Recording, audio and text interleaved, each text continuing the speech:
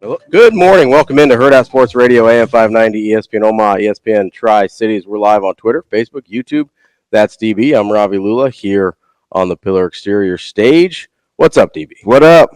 Oh, lots. We got a lot going on. Yeah, I know. I'm actually excited to be back. Monday, we had a little brief stint on Saturday together. There's so much going on. It's like, it could be Hot Take Monday. It's exciting. You zip it over there, okay? We're not doing that with you this morning. I don't even recognize what we're doing. I need you to pipe down. We've got a nice bevy of sports to go on a June Monday here. Not something we can always say. It's a good bevy. Bevy's a good word. Yeah, Bevy's a good word. What happened in here? Was it like I'm guessing a birthday party. What's my age again? Yeah. Okay, that's good. Maybe was somebody guessing? Maybe it's a Blink-182 themed birthday party. Portuguese. There's a song by a punk rock band called Blink-182. I've heard of them. They sing a song called "What's My Age Again." Oh, so does it seem like it would be an older people's birthday party? My guess is it's somebody like my age that grew up with Blink-182, so it's like a relevant reference for them. Okay. Maybe they're Blink fans. Maybe. Well, apparently they got it in. They did. They seemed to have a good time. Yeah. Well, cleanup was tough. Almost as much of a good time as the teams down at the Chuck had this weekend. Yeah, it was incredible. It was unreal weekend. Yeah, and unfortunately, it depends. If you're a Vols fan, it's not unfortunate. The last game of the weekend was the least exciting, but still, I thought it was a good baseball game. A couple of mistakes by Snead, and the game was different. Mm-hmm. It didn't feel like it should be 4-0 at that point, but that's just baseball. Yeah, right. Like it's just how the sport goes. Ton of irony too, because I'm sure the question you asked me on Saturday when we were down at Zipline, and we appreciate their partnership. Is addressing the elephant in the room. Yeah. Right? And it was on a multitude of levels, whether it's Nebraska turnovers, whether it's winning close games, whether it's check swing called third strikes, whether it was coming back after a COVID debacle. And if you're North Carolina State, like whether you're Tennessee and you've consistently not met expectations once you got here. Yeah. Whether Rory McIlroy, inability to close out a major. Yeah. Right. Or Bryson DeChambeau, the fact that a lot of people hate that dude. Yeah. Like, that's kind of the elephant in the room. And then yesterday, it's like, I don't know what we do. So the last couple of times out, he appears, I don't know if his PR people have gotten to him, but he's tried, or maybe he's just maturing too. So that's what I was going to ask, because you follow golf closer than I do. Yeah. I watch the majors. That's about it. Mm-hmm. Just full disclosure. Yeah. Like, this pen sucks, by the way. I'm watching. You pull the pin on that and grenade. Well, the spring was not as springy. It was more just like a loose, variation of. Was it kind of just like a little coil? A little coil. What much more of a slinky, not so much springy. That thing is it's hit the skids. It's good looking out, little Hercules. But I was Thank you, buddy. Look at Shano. He's got I think this is mine. Probably. It's a great pen. You probably threw this is just like the one I just tossed, except yours is it's springy. It's a little more stereotypically. It's 2024. Can we say masculine? My other one was pink. This one's blue. Oh, sure. I feel like we're having a gender reveal, and Shane let me know that. Well, there were a bunch of different colored balloons. That I'm a boy at the party. Like maybe that's where. Maybe that's what the what's my age again. It's like I don't know. Who knows? Yeah, I'll be curious to get the backstory. But the I was wondering, and so I went and did some research on it because there's this huge narrative about how everybody hates Bryson, right? Everybody hates Bryson. He's a huge. If it's not Chambly, it's DeChambeau. DeChambeau, believe me. Yeah, guys that draw the ire of golf. He's this big jerk, and he's standoffish and arrogant and whatever. And then you got the live thing, and some people don't love his political leanings and things or who he associates with and whatever. But I'm sitting there after the PGA a little bit, but more yesterday, especially as he's talking to Scott Van Pelt after that thing. Mm-hmm. And I'm like, Van Pelt can low key get guys to go there. Yes, he's good at his job. I really like. I know people think he's silly, but he's creative and he's silly when it's okay to be silly. Yeah, and I appreciate that about him. Appreciate you. I appreciate you. I don't even know what voice that was. Doc Sadler. Yep. Yes, it was. But I'm listening to this interview with Scott Van Pelt, and I go, okay, either all the narratives about Bryson were overblown, mm-hmm. which I don't think they were. Like, he did seem like a jerk. Mm-hmm. Or something has changed in his life. Yeah. Because that didn't feel, maybe I'm wrong, that didn't feel like a PR thing. So, I don't know. Yeah, I don't either. But it is recognizable. And he's on about 3 or 4 of these in a row, whether he's signing a golf ball, whether he's high-fiving fans, whether he's kind of appearing to be embracing the moment. Mm-hmm. And I don't know. I like a good comeback story. Yeah, like I thought of you when I was listening to it. I cheer for people, right? Even if I don't like you, and Lord knows there's plenty. Nah. No. But at the end, you still want what's best for people. I do. Yeah. Even if you aren't going to be personally invested in it. Yep, I do. You don't like seeing people fail. 100%. So the reason I thought about you with Bryson was because we're very different in this way.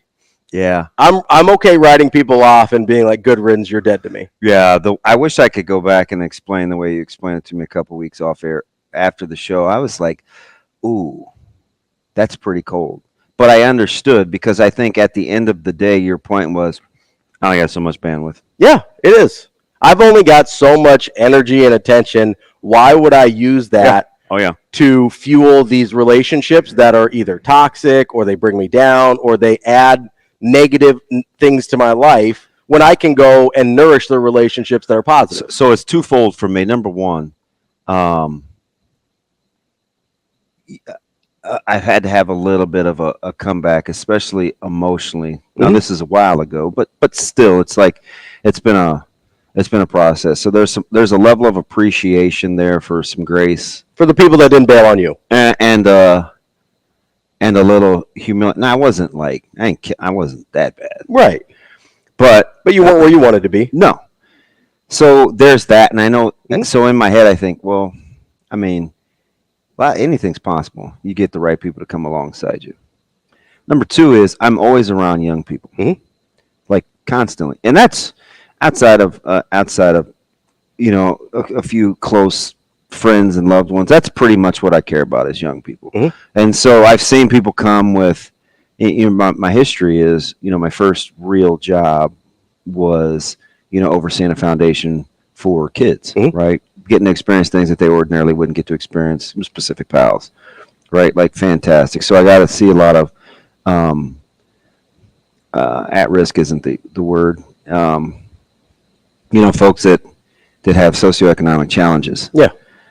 And so I don't like reading files on those kids and making my mind up. I like 100%. Let's see what we can get. Maybe nobody's ever invested. Huge issue in education is reading the file and having an idea about it. Right. And then it was, players or student athletes or just students in general that you've invested in that don't end up. They still end up breaking your heart. Yep. And I go back to like 2011, which was arguably maybe the lowest of the low points, 11 and 12. Okay, so those 2 years. And I remember Michigan Lance saying something like, I was super distraught about a multitude of things. And he's like, DB, he like grabbed my wrist, right? And he's like, you can't save them all. You can't save them all.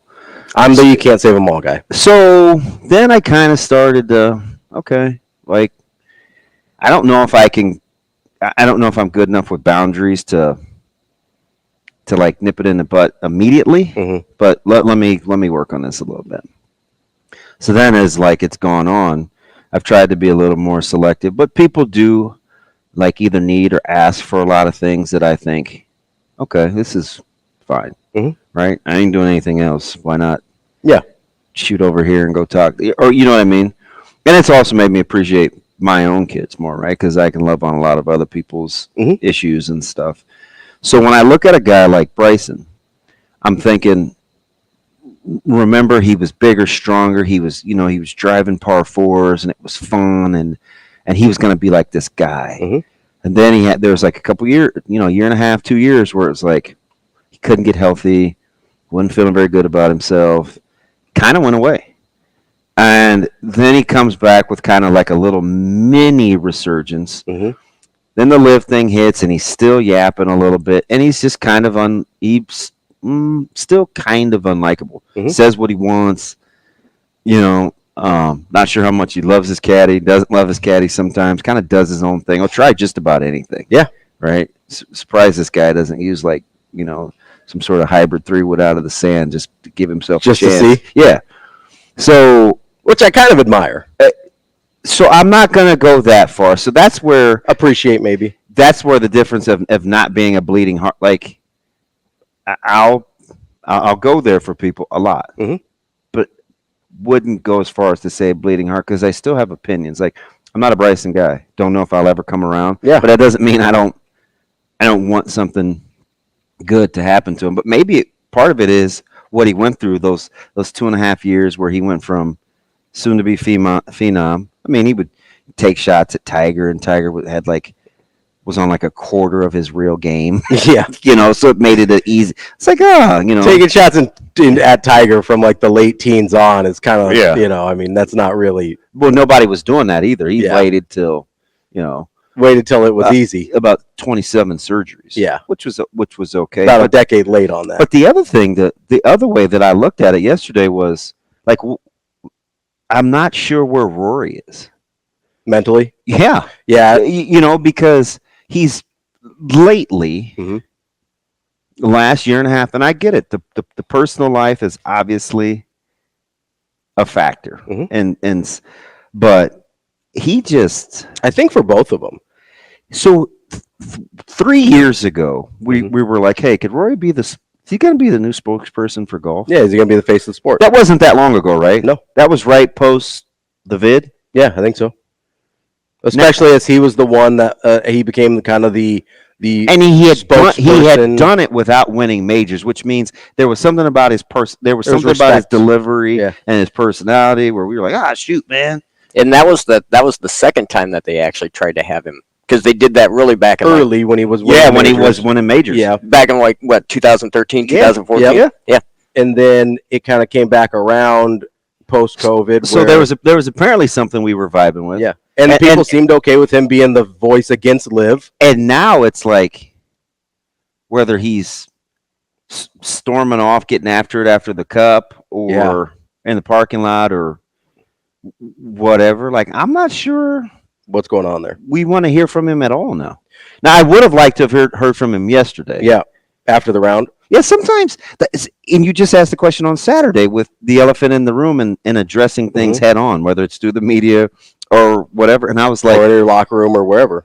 I'm like, that would have been one of those times where, like, hey, you can't shake it. No, because now it's going to be worse. Right. Like, if you sit there, I mean, again, not to go, a love fest on SVP, but SVP's kind of going through these famous breakdowns in majors, and he talks about how, and he showed a photo of Greg Norman just sitting there and taking it after the Masters in '96. Remember John Vandeveld? Yeah. Like, there's that press conference hurt. Yeah. Right. Like we talked a lot last week and over the weekend at Zipline about, you watch pictures and you're like, oh God, please just get him out of there. There's press conferences like that too. You're going back to more at Oregon, where you're just or at Oxford at Florida State on Friday night. Yeah. And glad to see he bounced back a little bit yesterday. So one thing I did learn about that real quick. Yeah. That is kind of his rhythm. Okay. Stepping off the hand wipe. It makes me nervous. Because I didn't feel like he either. I didn't feel like, comfortable. Yeah, that's what I felt the other night. Yeah. But he went back to it because he wasn't like that all season. No. That's why, I don't know if he's just not in a good headspace in general right now. So maybe I think that's going to be how he handles it, or maybe it has something to do with the mound too. But anyway. Maybe. Yeah, and it's a different venue. You never know. But the thing that I kept going back to was, and the reason I kept thinking about how your kind of view on people versus mine when I'm listening to Bryson is, I think that because you work with kids so much, kids are way more likely to change than adults are. So I think it kind of skews your vision to be like, oh, people are more capable of change than a lot of people actually are. And I mostly deal with adults and with numbers, right? Like, so I look at people like Bryson, and I'm doing a risk management in my head, right? Yeah. Remember, you're my along came poly guy. Yeah, I'm like, okay, I understand that there is a chance that this guy turns it around. Is it worth my 100% investment? And I don't know Bryson personally, right? So that's not a perfect example. But is it worth my 100% investment in this person for a 9% chance that they're going to get better? And to me, it's like, yeah, that doesn't add up. That's not worth. And listen, I totally understand that there's going to be guys that I miss on or good relationships that I miss on because of that.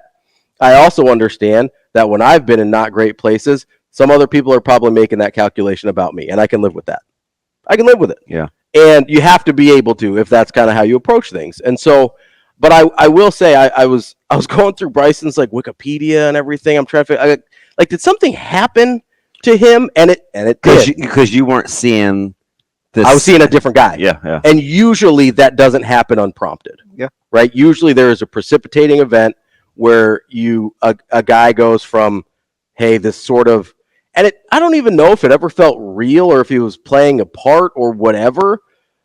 But a guy goes from this super unlikable sort of golf villain type guy to like really introspective and like on the verge of tears for most of that interview with Scott Van Pelt. And what happened was, and I think the timeline lines up with both of the things you talked about, where he kind of went first villainy, and then when he sort of came back around, and that's his dad, which ironically enough, it's Father's Day. It was Father's Day yesterday when he wins that thing. But in 2017, his dad has a kidney transplant. His dad's diabetic. He went into kidney failure, got a kidney transplant in 2017. And that's about the time of that first shift you were talking about with Bryson. And then maybe where he was kind of acting out. Yes. Having a hard time, I think, dealing with things. He was younger. He was less mature. I think he was kind of acting out because he was dealing with some hard stuff in his life. Then 2022, his dad continues to have problems, passes.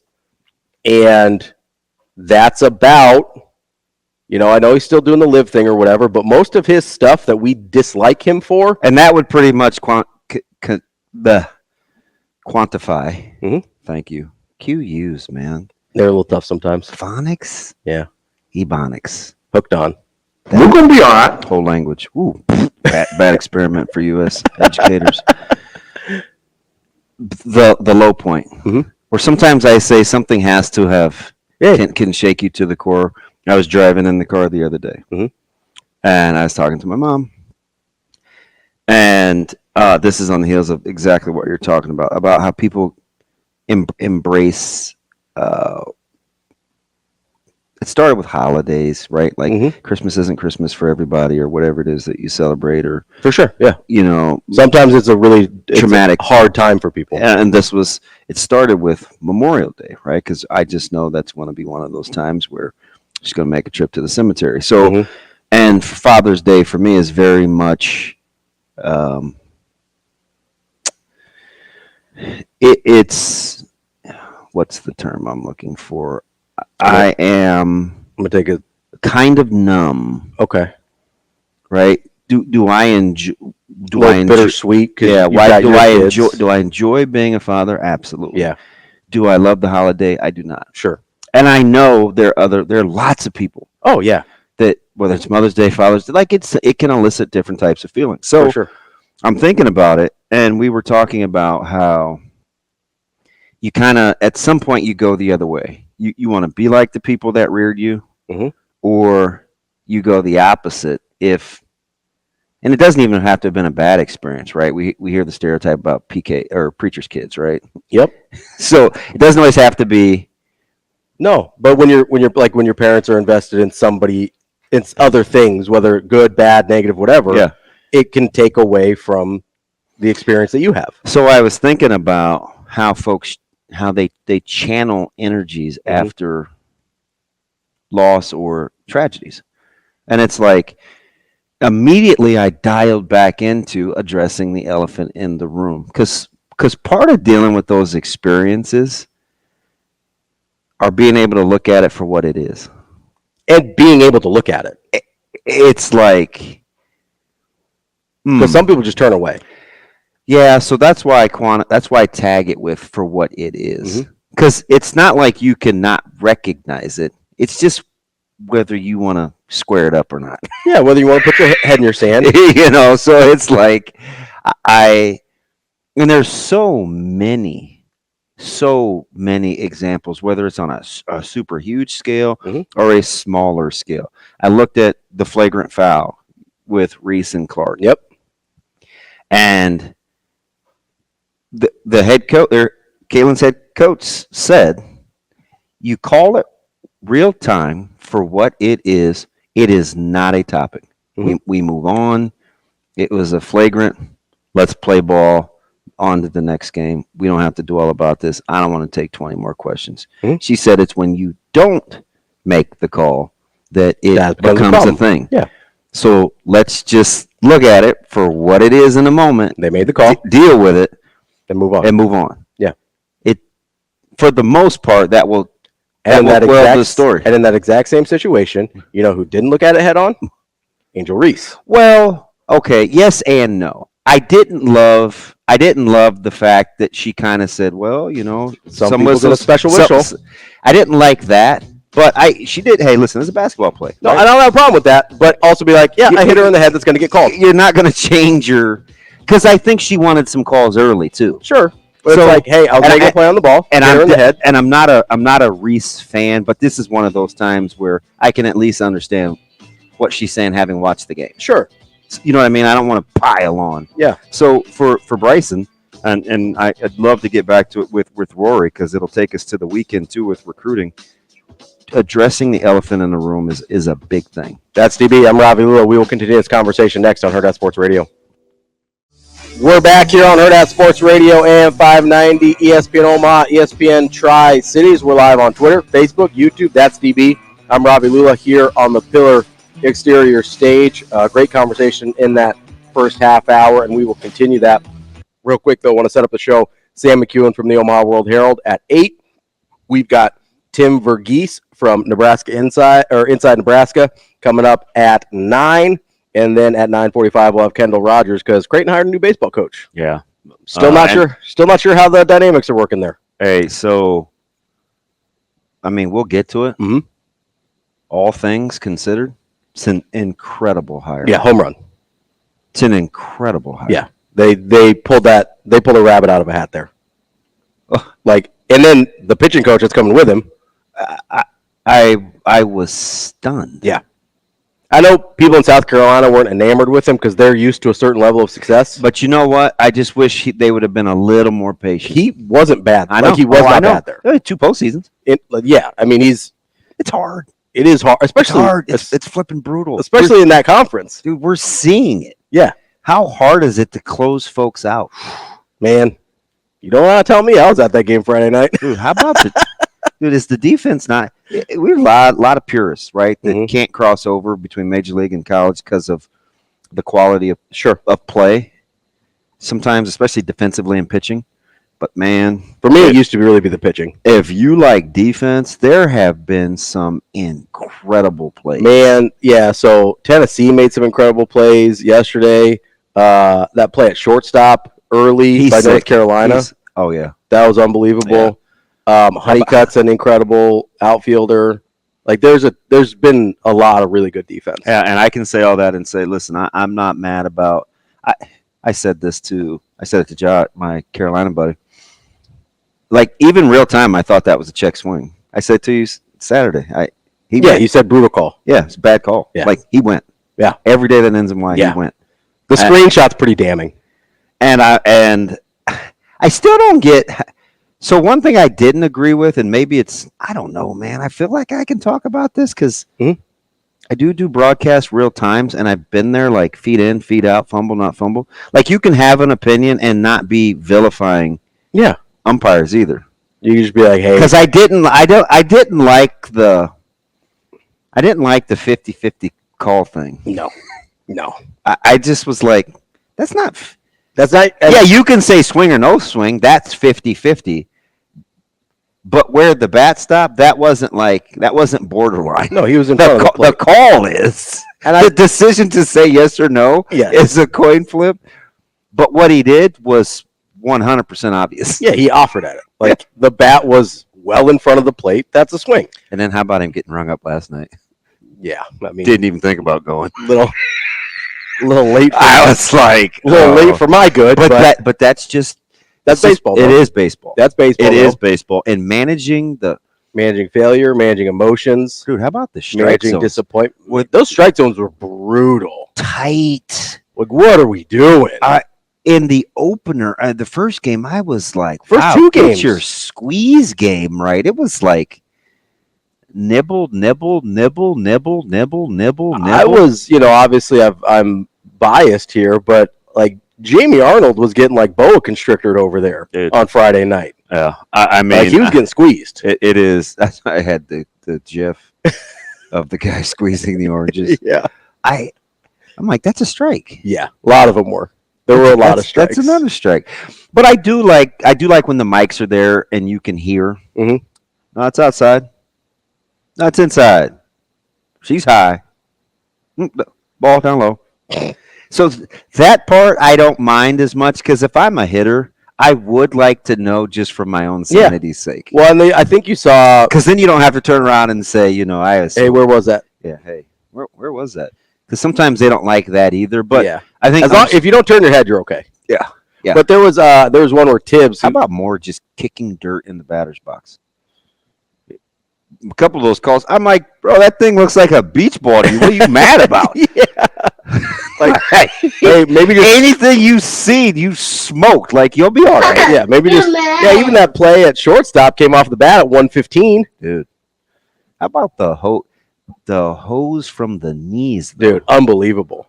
And it was a strike. Yeah. It wasn't even one of those, like, the first baseman didn't have to do a lot of work on him. No. I'm low-key a little stingy with my infield plays because a lot of them end up, and I get it's incredibly hard, but a lot of them end up being not great throws. Do you like the fact that they can still shift?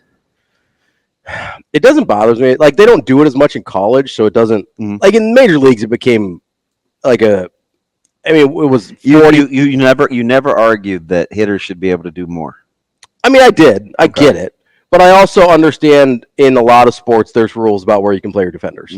So I don't have a huge problem with baseball implementing one either. Okay. College baseball doesn't happen enough to bother me.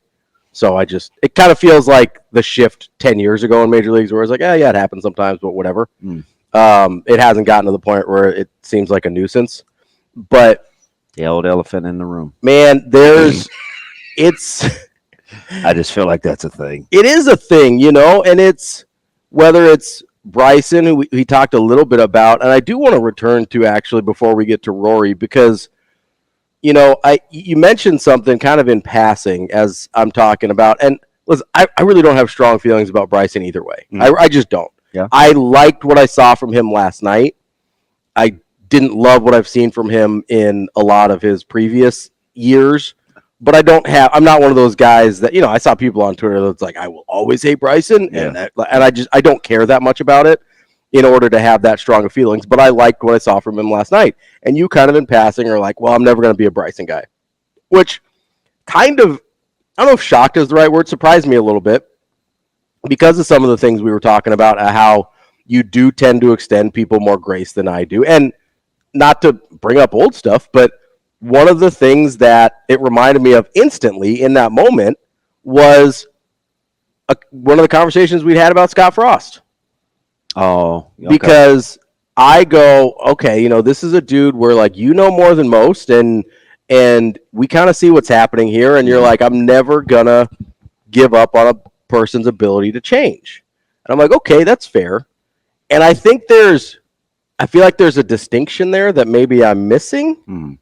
And maybe it's different with Frost because you knew him since you guys were younger. And so, like, there's more of a history there. Whereas, like, with a Bryson or somebody that you meet when you're an adult and they're an adult that you're kind of just like, I don't know. Like, I feel like there's a distinction there I'm not quite getting. Yeah. Wow. Is that fair? It's on a Monday. So yeah, I get it. I do. Right. Let's just be super transparent. Frost was that was a struggle for me. Yeah. Because in my heart of hearts, and I remember I was doing really intense radio with Severe at the time, and he's like, "How can you be optimistic? Like you're." I mean, he basically called me a fool. Mm-hmm. And I'm like, yeah, but this, and this. He goes, what if that person's not capable of change? I'd say everybody's capable of change. Mm-hmm. Just do this. And I was speaking through the microphone. I said, just do this, and this. That's it. Just do it and be done. Mm-hmm. Right? It didn't matter what it was. And for him, because the one thing about my personality is I will cheer for you. Doesn't mean we're going to hang out. Mm-hmm. Sometimes it doesn't even mean if I like you. Right? Because we weren't going to ever hang out, mm-hmm. but I wanted him to do well. So you can root for someone's success without investing in them. Yeah. Is that kind of the distinction? Well, it depends on what the end game is. See, the end game was I wanted Nebraska to be good. Sure. Right. So you were more likely to want Frost to succeed 100% because of the position he was in. 100%. Okay. And I felt like the things that were enabling them to turn the corner, like if you could just either you have some strengths, mm-hmm. like just offset your weaknesses. Don't get people that enable those. Like just challenge yourself. Like one good time, man. Like mm-hmm. just challenge yourself. Fill in the gaps. You could feel it. You could figure it out. You mm-hmm. could figure it out. You could figure it out. Now, and that's to say, that was in the same discussion though, my man, of me being very cautious when he was first hired. Mm-hmm. I was practically vilified as one of the few guys in the local media that like wasn't all in, mm-hmm. and I was all in that he was the best guy for the job. I was all out on the fact we were just assuming making it easy because it's a very difficult job, and he hadn't had one like that before. It's just an extremely difficult job, mm-hmm. and so there's a kind of a distinction there because I have a small circle, right? Yeah. I'm not just whatever. But I do want the best. So I think the distinction is it just depends on what the end game is for me about where my emotions are, though. Because I can cheer from you from afar and not like you. You can root for a lot of people. Yeah, you're not going to invest in a lot of people. Bro, that happens all the time. We'll talk about Rory coming up next year on Hurrdat Sports Radio. Wrapping up hour number 1 here on Hurrdat Sports Radio, AM 590, ESPN Omaha, ESPN Tri-Cities. We're live on Twitter, Facebook, YouTube.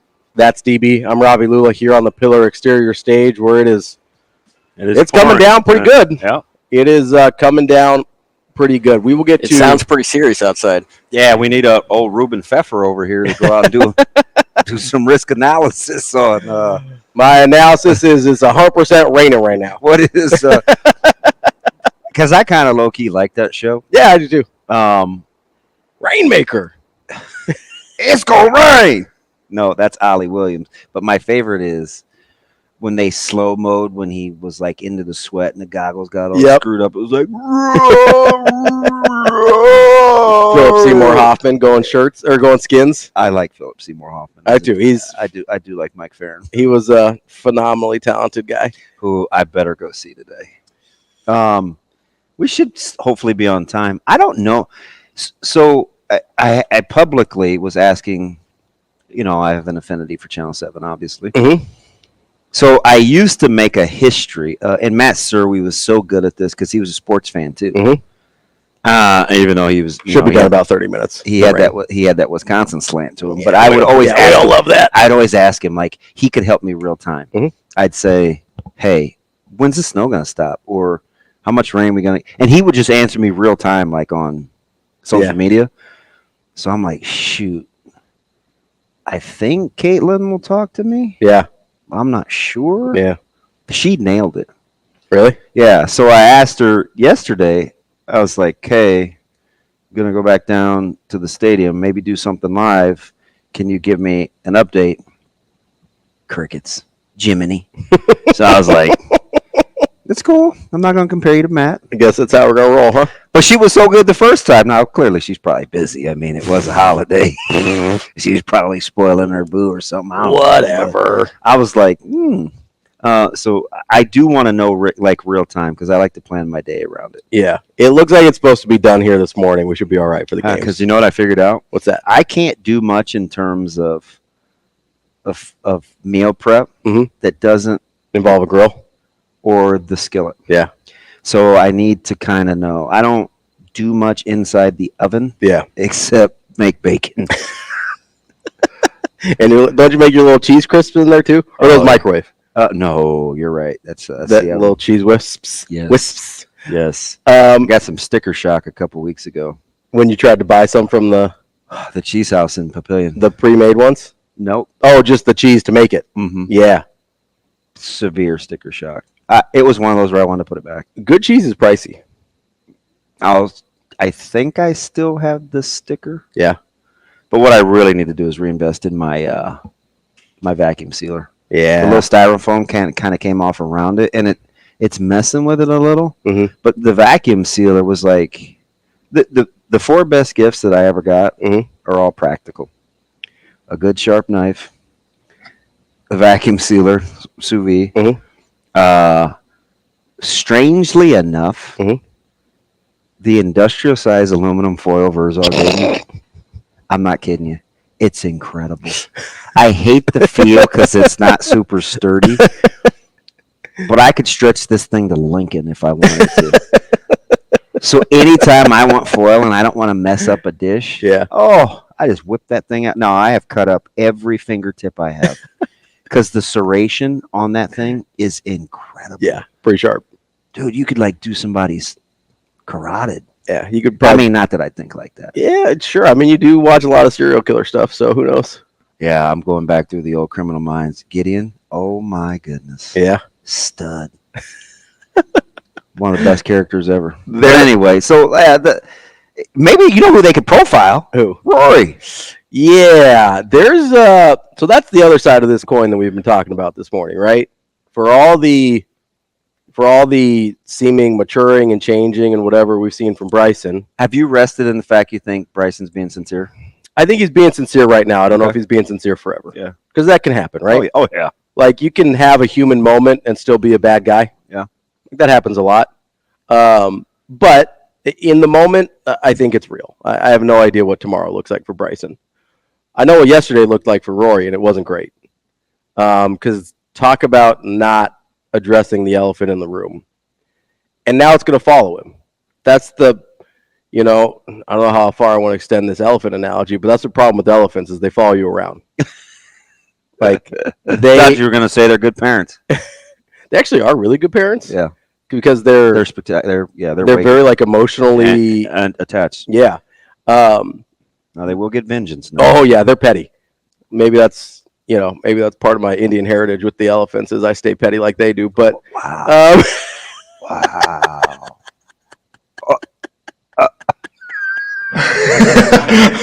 Maybe that's where I get it. Come by it honestly. I almost said something. I don't think I have to Google. I don't know. Yeah, that's true. Very true. If you're not sure if you're allowed to say it, you probably shouldn't. Yeah. You can save it for off air. It might be a derogatory term. Don't do that. Oh, believe me, I'm not. But the issue with Rory now is he very easily, and not that this is even something he wants, but he very easily could have been a sympathetic figure yesterday. Mm-hmm. Very easily could have been like, oh man, he was so close. The putts on 16 and 18, dropping the 3 shots in the last 4. He had the 2-shot lead after 13. Like, he very easily could have been this sympathetic figure. And maybe he didn't want that. Obviously, he's got a lot going on in his personal life right now, too. But what I really struggle with, and because I've been the guy that doesn't want to face the music, and I've hopefully more turned into a guy that's willing to, even if I don't really want to. Oh, I could have said that word. Never mind. Is the... Wow. It's just the ability for people to just sit there and take it. Mm-hmm. Like, you kind of just that's... I know none of us would want to do it either. I know some of us would still. But I don't know. But it is part of the job. It's part of the job. And my question is, we're talking about what's the end game, right? What's the end game of running away? You think nobody's going to ask you about it next time? Yeah. I can think of 2,000 examples. The most notorious, like the most recent one in my head, was Cam Newton post Super Bowl. Okay, remember that, Shane? I was very, very much pro Cam handling the presser, or being able to show emotions. I was also the same guy. Like, this happens in my head all the time. I was also very, very, very much in favor of. I had an epiphany. I said, "Gosh, if you want to extend Taylor Martinez's career, don't have him talk to the media." Yeah, and everybody was like, "Oh no, you got a Nebraska quarterback. Got to talk to the media." I said, "He's not good at it. Like, just don't have him do it." And that's not a willingness thing. He just wasn't a skill set. And in the same vein, I would also say Bo should just do a State of the Union. Just tell the truth. Tell the truth. I said the same thing about Mike Riley. I said the same thing about Coach Frost. So maybe I distinguish between adults and not, because I couldn't stand Popovich in in-game interviews. Yeah, I'm like, one of you's got to be the adult. Well, you're acting like a kid. So I guess my distinction and that is typically your life maturity. Sure, that's where I kind of draw the line. Yeah. And because I hate when people say, when they attach dollar figures or salaries to the human component. Well, you make X, sure, so you should be able to do. Yeah, money doesn't solve emotions. It doesn't, because I could be broke and still have more emotional maturity 100% than Greg Popovich in an in-game interview. I'm just a big fan of environment shouldn't make people. People should make environments. You want to be reared and raised in such a way where it doesn't matter where we plop you. You can function at the level that we've asked. Yeah. Right?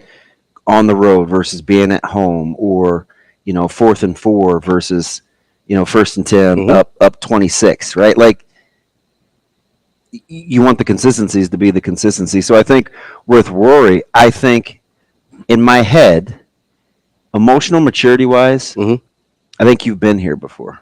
Like I expect. Yeah, I expect.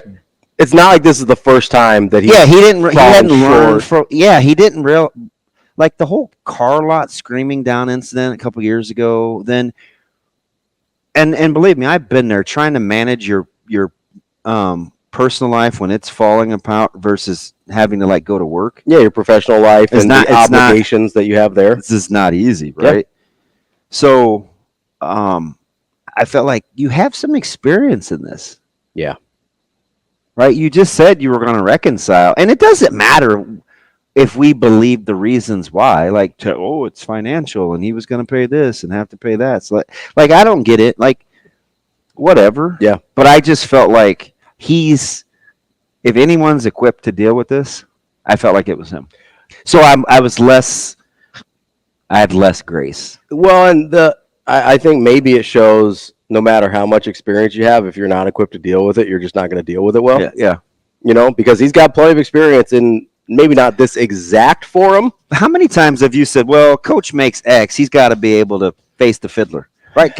To me, it's not about the money. It is understanding. It's like, it is part of the job. Like when Greg Popovich is being a dill hole during an in-game interview. Shane, is that a thing?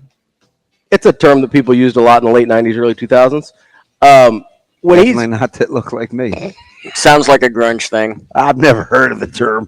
I think you just make up compound words sometimes. I think it was on that 70s show a lot. But it's like at the same time, it's like, hey, Greg, part of the job, man. Like, you got to play along. Yeah.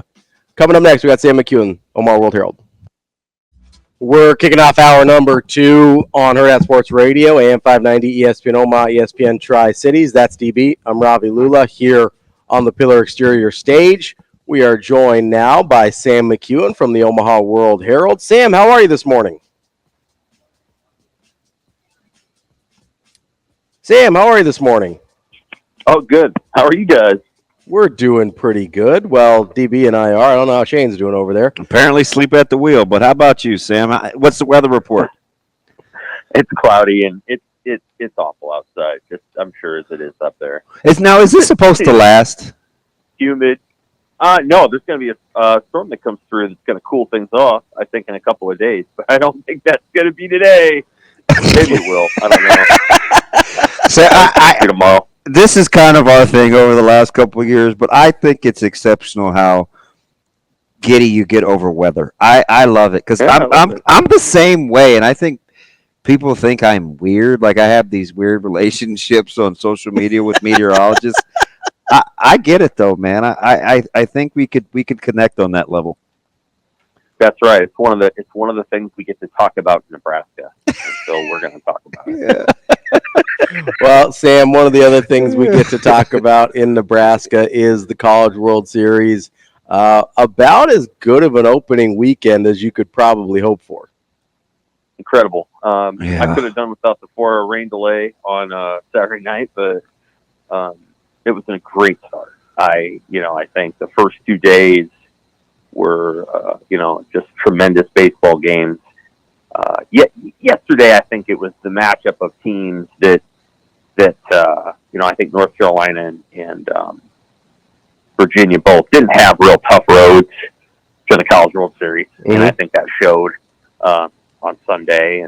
And I think Florida State and Tennessee are the two best teams. I think you're going to see them play multiple games still here in Omaha. So lots of good stuff to come, I think, in on that side of the bracket. And then today, Kentucky's an incredible story, and we'll see with A&M. I mean, they're an interesting team that probably doesn't have all the pieces, but they might be able to emerge from their side of the bracket. So you had me until you said Florida State was one of the two best teams. I think I don't know about clearly, on that side of the bracket. I was going to say because I clearly want to say it's North Carolina and Tennessee, and unfortunately they're on the same side of the bracket.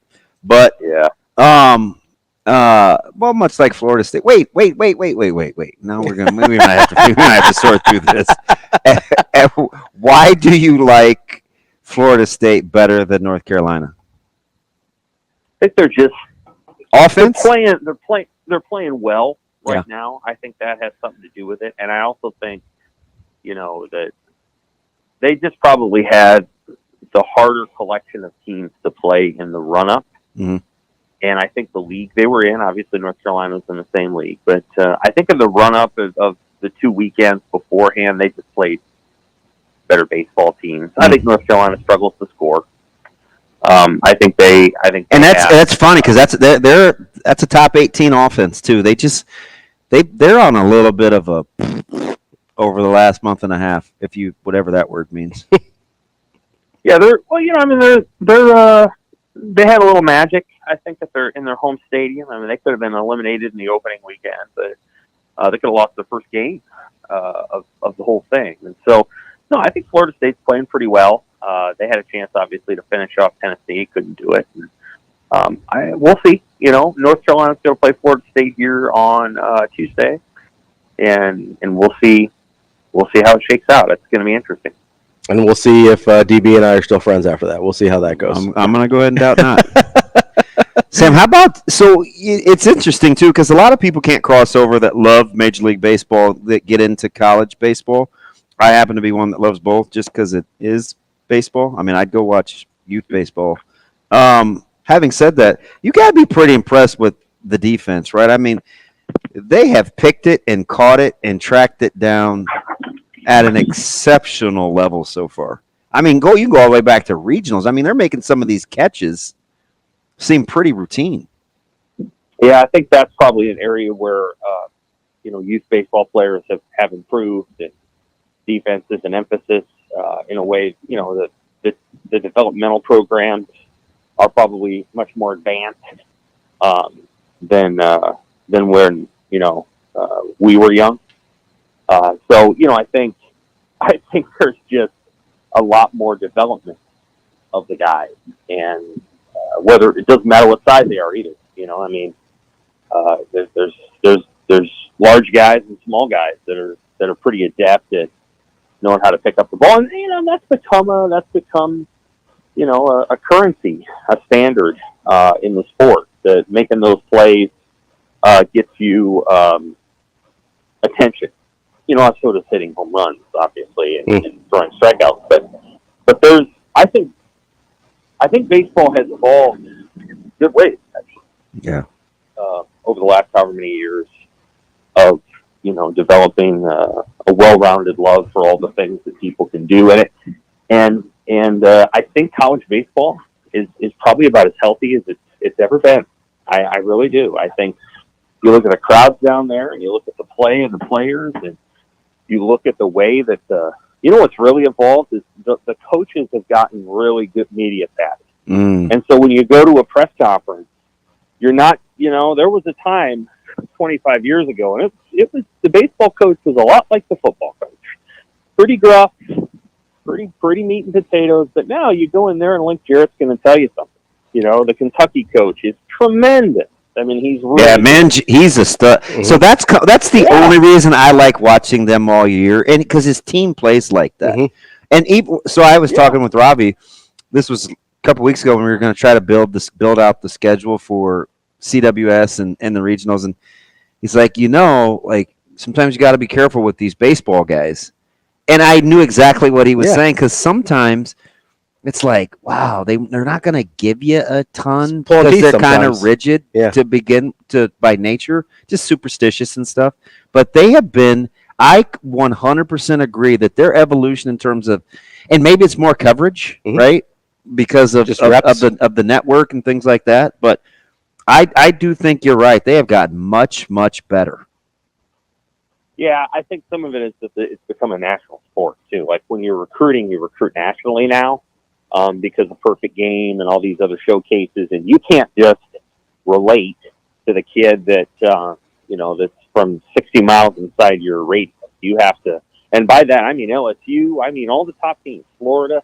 They're not just recruiting kids from Florida. They have a lot of Florida kids, but they're recruiting kind of in a national footprint. And so a lot of these guys have a little bit of personality on them, and they're not all just like the chuckle, old charm humor. They got personalities and they have something to say, and so I think that's been interesting to watch. I think the sport's actually in a pretty healthy place. You'd love to see another league come alongside the SEC and the ACC, and that's not going to be the Big Ten, but it might be the Big 12. The Big 12 needs to get a little better. But the games down at at Schwab Field have become really good baseball games, and I think the teams have settled into the park, and it's kind of like a great golf course. You now know where you can score and where you can't, and everybody kind of has a sense of how the park's supposed to work. We're talking with Sam McKewon from the Omaha World-Herald. Apparently, if you're more from Tennessee, you can score going about 450 out to dead center, but I don't know that that's going to work for anybody else.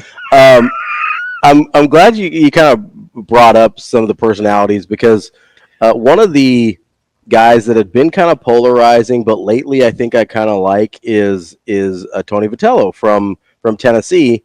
And then I kind of started thinking about, a guy I heard talk last night that maybe a lot of people didn't like before and kind of had a human moment yesterday was Bryson DeChambeau. Like, there's these personalities where, and I know you're a big golf guy as well, Sam, so you can take this kind of wherever you want to, but it feels like there's some personalities where, whether it's maturing, whether it's just getting more comfortable in their own skin, whether it's getting more comfortable with cameras, where we maybe get this initial impression of a guy, and then as we hear more from them, they kind of become more likable. Now, I know there's still a lot of people that don't like guys like Bryson and Tony V, but have you gotten that sense at all as you've kind of watched this from afar? Yeah, I think with Vitello, over time, he will loosen up more and more. Certainly they came here however many years ago, 5 years ago, with kind of a chip on their shoulder. 3 years ago. They're probably, now that they're 2-0, if they win one, I think he's going to loosen up a little bit. He is, I think he's got a certain vibe to him that I kind of like. He's an honest guy. He tells it like it is. His team's got a little bit of an edge, but there's been moments where I think he's been a little whatever. But he'll grow on people, and this place will grow on him. He needs to have. I think over time he'll soften and become more expansive and things like that. With Bryson, I think there's something at play there. Bryson has grown as an athlete, but he senses a moment in his sport, and he's taking up the old Phil Mickelson man of the fans mantle. And here's what I'll say about Bryson: the people's champ. He's really smart, and so there's a slight bit of calculation with this, and I'm not saying it's a bad thing, but he is definitely like, you know what? This sport has crapped on the fans, and it has, based on the PGA Live split, where it's almost entirely over money, and it really alienates the fans, most of whom are, at least at the tournaments, most of them are pretty rich too. But the point being that I think what he's decided to do is he's like, I'm going to be the person who engages with them, and I'm not going to let the media define my relationship with them. And he has done a pretty good job. Now the media is softening toward him, and so I think that started in recent months, and I think it's going to continue. But that's part of what he's doing. So he's just going straight to the fans, and he's not letting Golf Digest or the Golf Channel define him. And those are the two main venues, or No Laying Up for Friday, whichever one. Yeah. And so there's a calculation there. He almost overdoes it.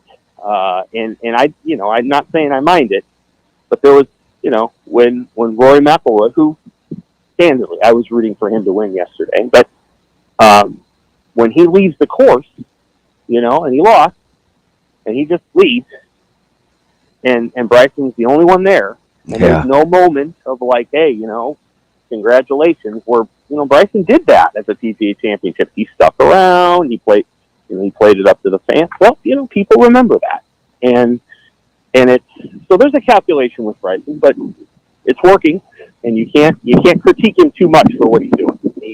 He's playing incredible golf, and he's trying to reap the rewards with the fans.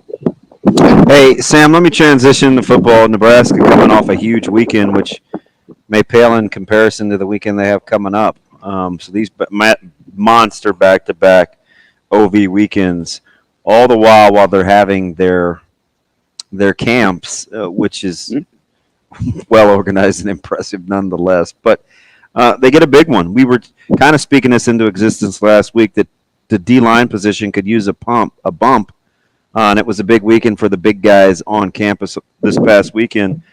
How good a get for you is Simpson when you watch the tape? Because he's got some guys in his recruiting class that really were championing this one. Interesting, yeah. So I think he's got great body, upper body strength. That helps. His what he does fits the skill set of the defense they have. So at his previous school, he played in kind of a 3-3-5, and basically did many of the things that Jamari Butler does now. And so he will come to Nebraska with somewhat familiar with the skill set or the kind of schematic things that he's being asked to do. Interesting recruit. It feels like he and Nebraska have been kind of on the same page here for several months. Had a kind of a cryptic tweet yesterday about, people not believing in him. That could be in reference to a couple schools in Texas. Yeah. I'm not exactly sure. We haven't had a chance to catch up with him. So, I think this is a guy that could have played football at Texas A&M or Baylor. Or I don't know how Texas does its recruiting, so I'll refrain there. But, he could have played at one of those schools, but I think Nebraska recruited him better and had built a better relationship. And so he had probably set himself in his mind on going north. I think they wanted to get either this guy or the guy out of New Jersey, and I can't remember where the guy out of New Jersey committed to. Syracuse, maybe. I'm not sure where it was, but they got Simpson, and now they're waiting on Dawson Merritt. That's a really, really big player in the class, and Christian Jones. Those two. Those are the two that you watch. Now, if they get both of those, they've crossed almost everything off the list. Not everything, but almost everything. And then they want to get a couple of these offensive tackles. And depending on who you talk to, and you know more than everybody. I think the guy. I don't. Ravi does. Okay. The guy highest on their list is the 16-year-old from San Francisco. Now, I think he's almost done with his visits. People forget, he's a 25 kid, but he's really a 26 kid as a 25 kid, and so he's he's going to be a really good player somewhere, and he would easily be redshirtable. You could redshirt him and say, well, you'll start playing college football when you're 18 years old, after you redshirt. So he's a really good guy, and then they've got a guy from South Dakota they're kicking the tires on. They took their swing at the 5-star from Charlotte, but I don't think he's coming to Nebraska. And then the other one you're waiting on is Michael Terry, and he already made his visit, but, Nebraska wants him a lot, too. So Dawson Merritt, Christian Jones, Michael Terry, those three, I think, are ones to watch, and then one or two offensive tackles I'm sure they'd like to get. And then from there, they can just fill out the rest of their class. I don't know how large it's going to be. I think it's probably not going to be as large as it was last year when it was 28. Yeah, I would guess. I hate to put a number on this because Nebraska is very, very aggressive in moving numbers with guys like Sean Padden, but I would guess 22 maybe. Yeah, that'd be it. Yeah. But the interesting thing is they kind of have to be a little patient because you could make a run on a few Bishop Gorman guys too. So I'll be curious to see, especially with a new offer out with a 25 offensive lineman, how it plays out. But I never put anything. I know better than to watch this staff and how they evaluate to cap a number, right? I think they're going to get as many good players as they can get. And I could just hear Coach Rule saying, we'll figure it out, right? Like, because that's just kind of what they do. They will. Obviously, they will figure it out. 1, 2. The one thing they can't control is whether the NCAA comes in and makes roster limits. Yeah. And so if the NCAA comes in and says you're capped at 130, then Nebraska's going to have to do a lot of work. I mean, they'll figure it out, and I think that might come. I know that Rule's trying to hey, let's have a practice squad option and things like that. But I could see. I don't think a roster limit at 85 is reasonable at all. No, I think 120 is too low. I think 130 is reasonable. I really do. Like it's hard to say. Well, no, they need 160. No, they don't. They don't. And so 130 would be a number, and it could even be 120.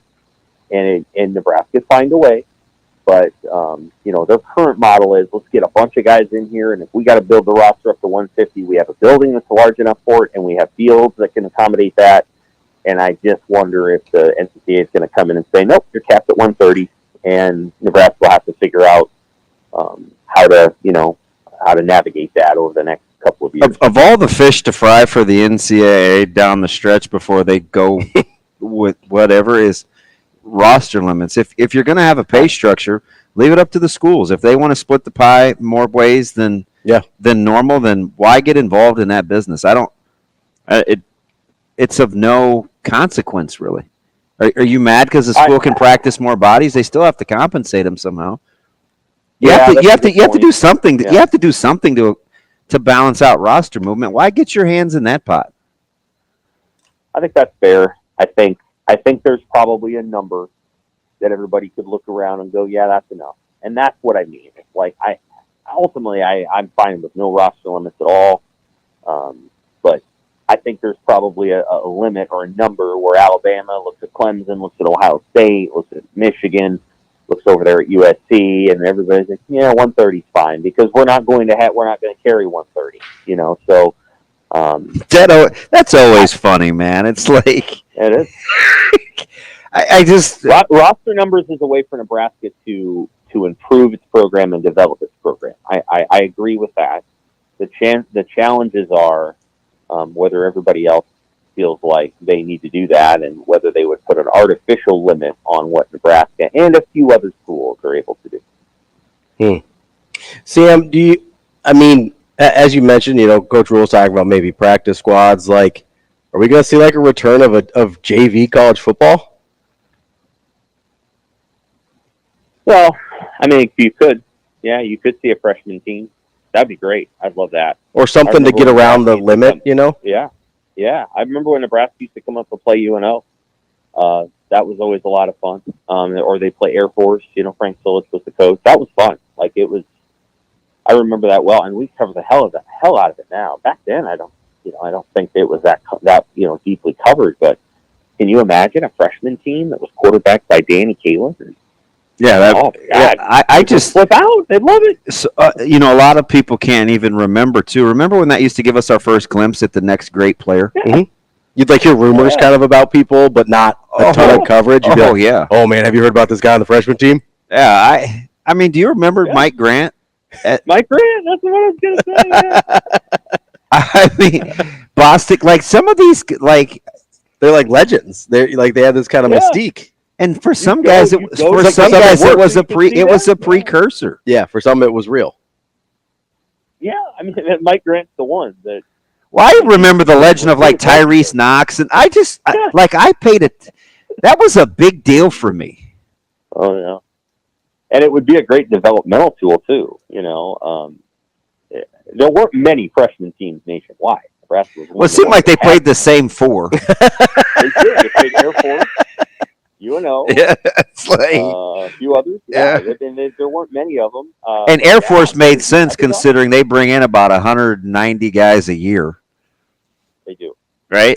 You need something to do with the service guys. Right. They bring in an inordinate amount of players. Yeah. Nebraska, functioned in some ways like a service academy. When Nebraska was at its best, they functioned somewhat like a service academy and somewhat like, Alabama. And it was the best of both worlds. You had these guys that were there because they loved it, and they kind of knew they were never going to play, or they might play one game in their whole career. And then you had these guys that were, top at the end, the high, 5-star blue chip players. Back then they didn't have a lot of, recruiting ratings, but players that were just so good that people don't maybe remember it as well as they could have. Players like Neil Smith were really, really good. Yeah. They weren't just hey, they came here and boy, they were really well developed. No, Neil Smith was the number 2 or 3 player in the country. And so, they didn't rank it that way back then, but they had great players. And then they also had this other component of guys that made those great players even better. And that's where Nebraska is trying to get to again. That's Sam McKewon from the Omaha World-Herald. Great stuff as always, Sam. We appreciate it. Enjoy the rest of the College World Series. We'll talk to you next week. Take care. Thanks, Sam. That's DB. I'm Ravi Lulla. More Hurrdat Sports Radio coming up next. We are back halfway through the show here on Hurrdat Sports Radio, AM 590, ESPN Omaha, ESPN Tri-Cities. We're live on Twitter, Facebook, YouTube. That's DB. I'm Ravi Lulla here on the Pillar Exterior stage. Just had a great talk with Sam McKewon regarding Nebraska's recruit. We've covered a lot of stuff with Sam, but one of the things that we got to was Malcolm Simpson. And he kind of referred to sort of a cryptic tweet that Malcolm put out there. But I wanted to refer to kind of the first tweet that Malcolm put out there, which was talking about how family is the most important thing to him. Mm-hmm. And Nebraska is family. And it kind of, the timing was a little, funny is probably not the right word, but the timing was interesting because it came about it was the same day, I believe, as, I don't remember if Simpson committed late Friday, early Sunday, I don't remember the timing, whatever, right? But came out about the same time as this article or column from Tom Chattel in the Omaha World-Herald about Matt Rule and what shaped his views on fatherhood and how he's a father. And I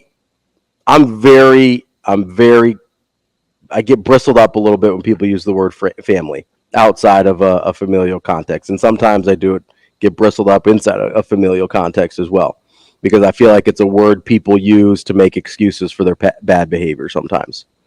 But on the other side of that coin, that comes across as let me wait on that, because you've said that to me a lot. Yeah,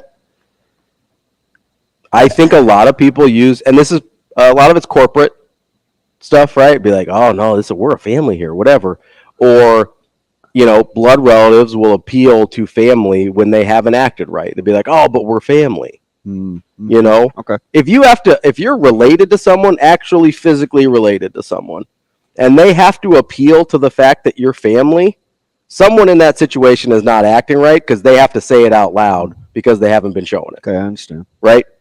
The reason there's another side of that coin, though, right, is sometimes you use the word family because not everybody's comfortable using the word love. The thing about Nebraska's program is that they show you love. They show you that not just in the like, oh man, they showed me a ton of love. They show you are loved and cared for. That's what it means when Nebraska says you're family. Because I believe Coach Rule when he says, hey, you're trying to find home, right? If that's Nebraska. I wish I could do that talk justice. Yeah. The difference between a house and a home, yeah. Right? Like a house is somewhere you live. Yeah. A home is somewhere. Said he wanted to help players find a home. A home is somewhere you feel loved and cared for, right? It's one of the great. And when you put it in that context, instead of this family word that sometimes gives me pause, I'm like, oh, that's what he's talking about. Mm-hmm. He's not talking about this toxic corporate culture of like, we're going to ask you to do stuff we'd never do ourselves, but we're a family, so you're just going to keep plowing on, right? And so there's these sort of natural tie-ins, right, between the way Malcolm Simpson or a lot of other recruits have talked about why they're committed to Nebraska, the actual recruiting pitches of what Coach Rule is talking about to these recruits as he's trying to get them to come to Nebraska, or just find the place that they're at home. That's the weird thing is I don't even know. Like, yeah, he's trying to get them to come to Nebraska, and he believes it's the best place for him. But if he we were talking about this with like David Sanders or whoever, right? If David Sanders thinks that some other place is a better home for him, not just a better house, because like you can have a nicer house, it doesn't mean you have a better home, right? Like there's a big difference there. He would say the exact same thing, right? Where he would say, you know what? You have a real nice house. Yeah, I may want. I'm talking about Coach Rule. I may be jealous of somebody else's TV or the car that they were driving, or because he says we grew up in a modest house, but he said I never wanted anybody else's home, right? Like I love my home, and I'm here to try to help you find a home. And he started out by saying, I'm not here to sell you on the university or to get you to come to the University of Nebraska. I'm here to help you find a home. I want you to find a home. And if that's not Nebraska, that's okay. And so, and he, like everything he says, he means it. He means it. Like, and that's the thing. My mom called yesterday morning. We started out with the Father's Day pleasantries and stuff, and she's like, "Oh, I just read this article on Coach Rule," and she doesn't even know what she's saying when she says it. She goes, he's just so like, it's just him. And I was like, oh, you're saying, guess what the kids would say? Coach Rule is him. Like, I am him. You know what I mean? Like, but and I asked you off air, and I'm serious about this. And this isn't like, it's just a natural progression. Like, when's the last head coach at the University of Nebraska that you feel like you could have a Father's Day article like that done about them and it not feel like forced or manufactured or a puff piece? Where it just naturally seemed to fit, where it makes sense. I can't think of one. It does. I don't. It would have been awkward no matter who it was, right? I just can't think of one. And I was even trying to think locally past Nebraska, and the only one that I could come up with was maybe Greg and Doug. And that's because of the unique situation there. It's strange. And maybe sometimes I do.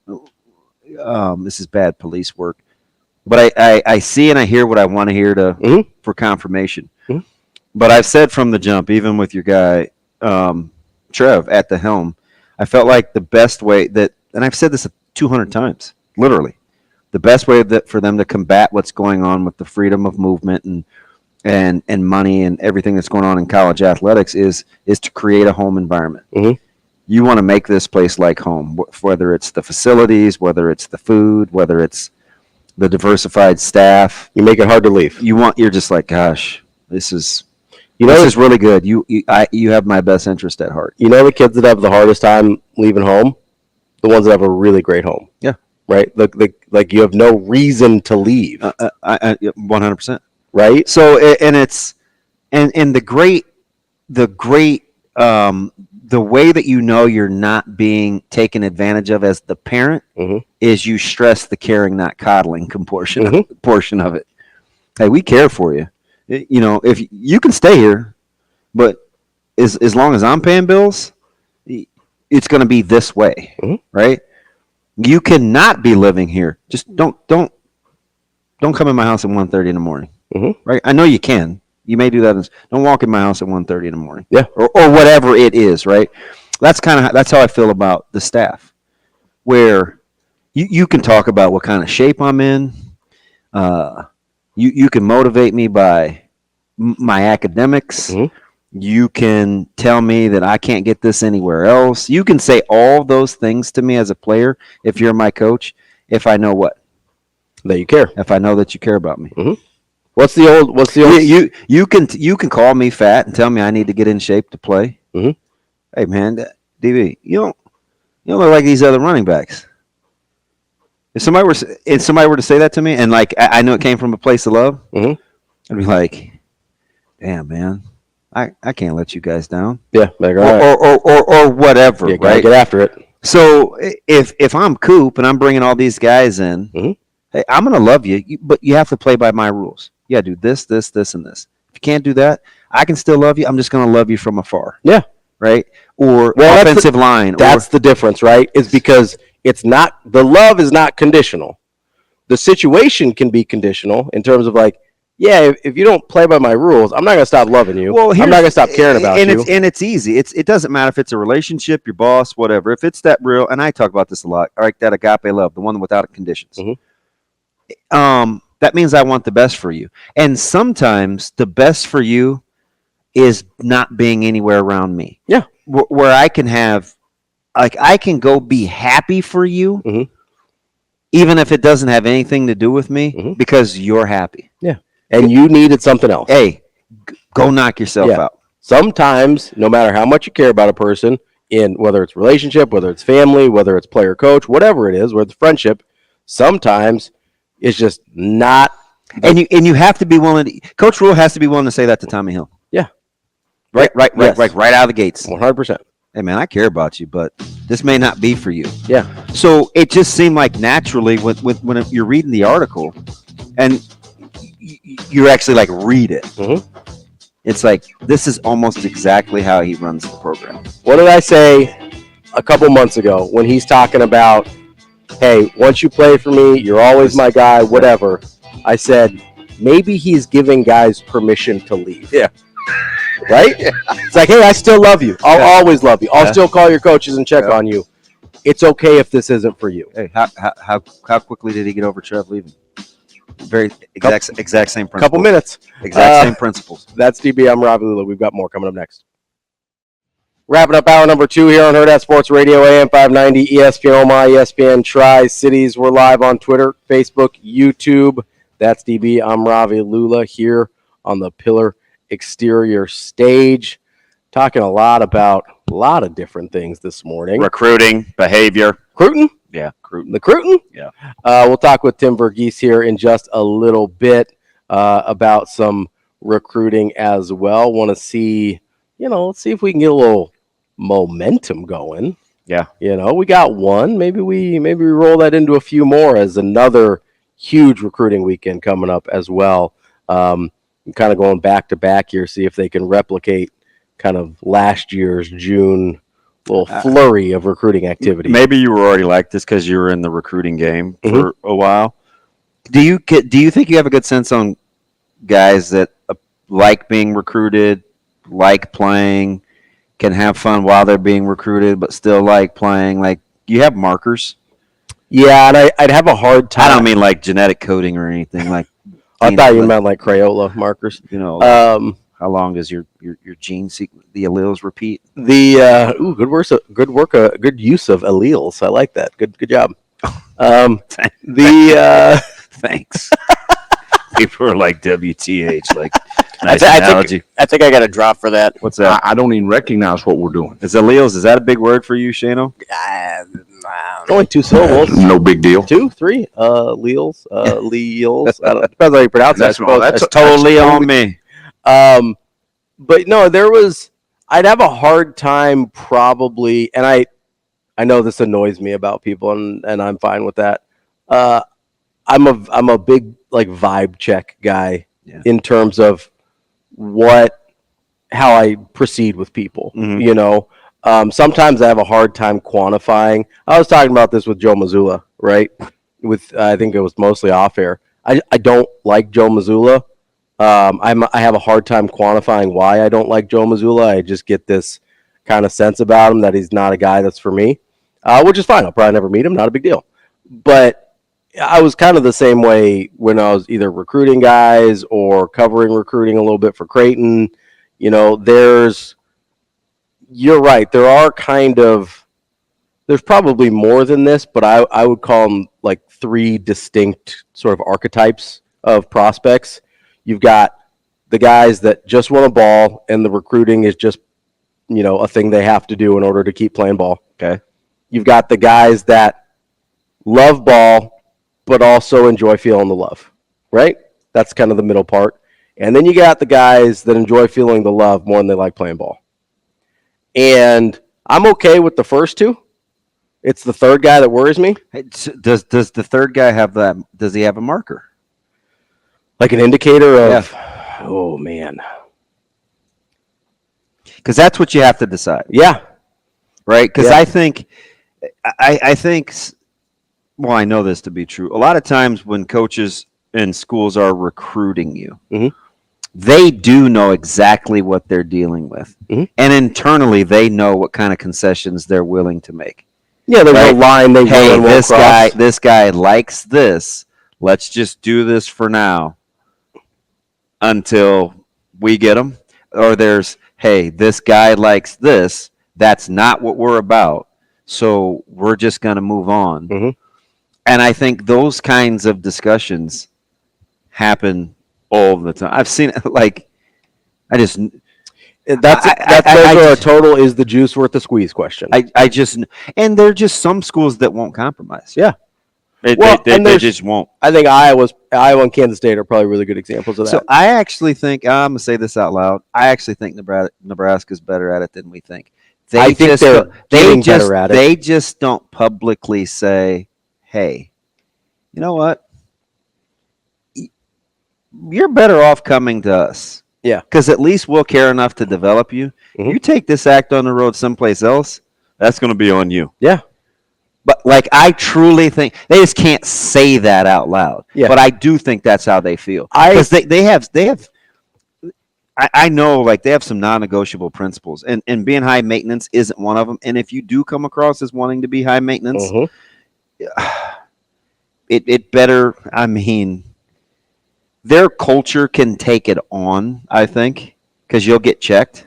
Well, there's different kinds of high maintenance too, right? Yeah. Like there's high maintenance of like, yeah, sometimes I need some Shane, that clock's not right, I don't think. We still got like 6 minutes left on this segment. What is wrong with you today? There is, I don't know, Damon. Figure it out. Figure it out. Got a case of the Mondays apparently. He's acting like he worked on Saturday. He did walk into a poo storm. I'm gonna cut my man some slack. He did. But no, there's different kinds of high maintenance. Did you see the nephews yesterday? Oh, I wish. No? Okay. I thought you may go see your brother. There's the high maintenance. Tell him Happy Father's Day from afar. I've never done that before. Are you supposed to tell your brother Happy Father's Day? I'm the only person That's interesting. I've only said that to my dad, and I've only obviously said that to my mom. I've never said that to my sister. What I asked him last week, I said, "Hey, how many times do you tell somebody you love them?" Yeah, and he said, "That's not my mom." And I go, "Yeah, not very much." I can appreciate that about you, Shane. You're stingy with your feelings. They're not for everybody, are they? See, I tell people I love them all the time, but I still don't tell my brother Happy Father's Day. I know. And my mom, you only have a certain feelings tank, Shane. Don't my mom's asked that before. She's like, "Do you ever, wish your sister a Happy Mother's Day?" And I'm like, my mom. I did. There was Shane's love capacity is low. There was one year I did wish my oldest sister in Houston a Happy Mother's Day, and it was a very specific reason. So this has nothing to do with anything, but we're just I had been. Can we get back to high maintenance recruiting? We'll get there. It's fine. We're going to talk to Tim Verghese next. He'll be with Nebraska's rivals team. We'll get to it. But I picked him today. Why's that? Because I read a lot of his stuff. Yeah. I think he has a good pulse. And you know what? He's not into fluff. No. He doesn't always say everything that everybody would love to hear. Yeah. But I do think he has a good handle. Yeah. I'm excited to talk to him. It's a first timer for us. He's got a little Schaefer to him. Yeah. I only heard him with Schmitty. Yeah. In the afternoon, but I read a lot of his stuff. Yeah. So I'm like, he might be interesting. We'll see how it goes. Yeah, let's check him out. You never know. But yeah, the one time that I ever told my sister Happy Mother's Day is because I had been on a trip where we were helping some marginalized communities, and I don't love kids but I don't want anything bad to happen to them either. And we walked into some situations that were like pretty heartbreaking. Yeah. With these kids. That's her passion, right? Well, yeah, and so she wasn't with me, so I was there with a group from school, and there was like drugs laying around, and these kids run around and they don't have like shoes or clothes that they need or whatever, and this was just right before Mother's Day, and so I texted her, and I basically just said thank you for being such a good mom to my nieces and nephews. Because I was like, that was one of the first times, and it's I'm pretty privileged in that sense, but that was one of the first times I'd seen like, oh, it can go really bad. And I was like probably 19, something like that. I was probably 19 years old, and I was like, man, I'd never seen it, right? Like in my head, I knew that there were some bad situations, but that was the first time I had seen it. Like, oh man, there's a lot of kids that don't grow up in great spots. And so I was super grateful to my mom, as I always have been, both my parents, but I was like, man, I'm really glad I don't have to worry about that with my nieces and nephews. And so I think that's the only time I've wished her a happy Mother's Day. Because she's not my mom. All right. Bro's not my dad. I don't tell my brother happy Father's Day. I tell my siblings. Do you? Well, you're nicer than I am sometimes. I don't know about that. Sometimes. So you call all your sisters on Mother's Day and wish them? Two of the three have kids. 2 of the 3? I haven't told my nephew. Yeah? Yeah, he's a great dad. Yeah? He's incredible. The firefighter? Mm-hmm. Yeah. He let Zoe and Dax, who's Lennox's brother, come to the fire station on Friday. Yeah? Because Dax is a big Paw Patrol guy, and we're just trying to take his mind off his little sister. Sure.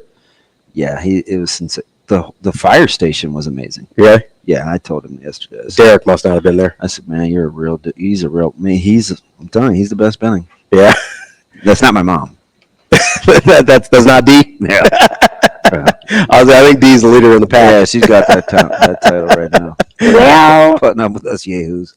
But get me back to the archetypes. Yeah, so the markers because markers are hard. Because I do think that I'm telling you, like, and it's happened with a few guys locally, so I kind of know. I know guys that I think they put their foot down with, guys they've given a little more grace to, and it's only going to be tighter like that nationally too. Yeah, I think they give local guys a little more leeway because I think they trust that it means more to them. I think they trust that I don't know if pressure is the right word, but the influence of like, hey, being a kid from this state, I think they trust that'll have an effect on them. Do you think Nebraska feels pressured to recruit the kids locally?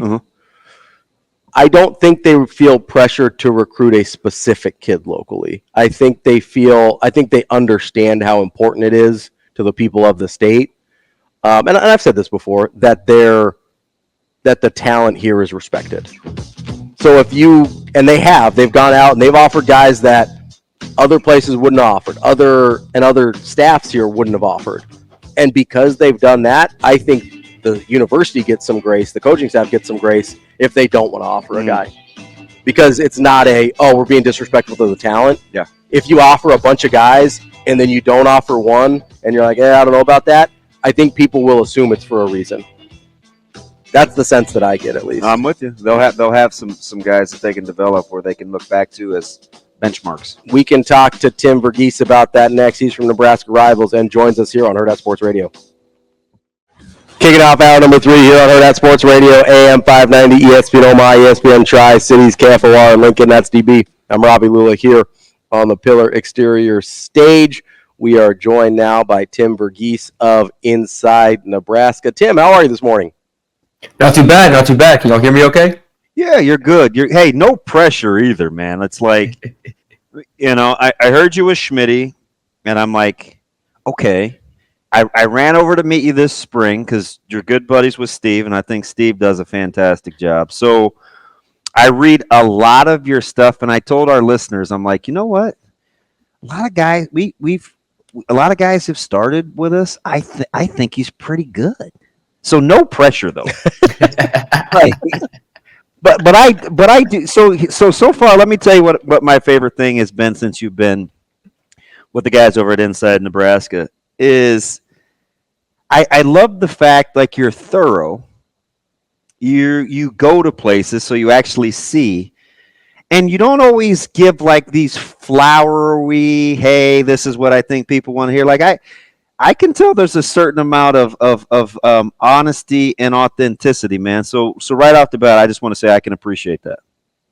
Thank you. It means a lot. I've tried to carry that over in my work. I think, in this field, this is a weird niche area of journalism. I think some people cross lines here. I try to stay, as kind of relatively ethical as possible, but also at the same time as authentic as possible. And, make sure I'm doing right by the players. I got into this business because I enjoy these relationships I'm able to build. I help these guys with their recruitments too, from a younger age too, kind of helping them, navigate this process, figure out, what they're really looking for. And for guys, not even guys that aren't on Nebraska's radar, try and help them get some looks. So I'm always trying to do right by the kid at the end of the day. Tim, it's a tough spot, right? Because, and we find ourselves in that. We talk a lot of high school, not just recruiting, but high school football and sports as well.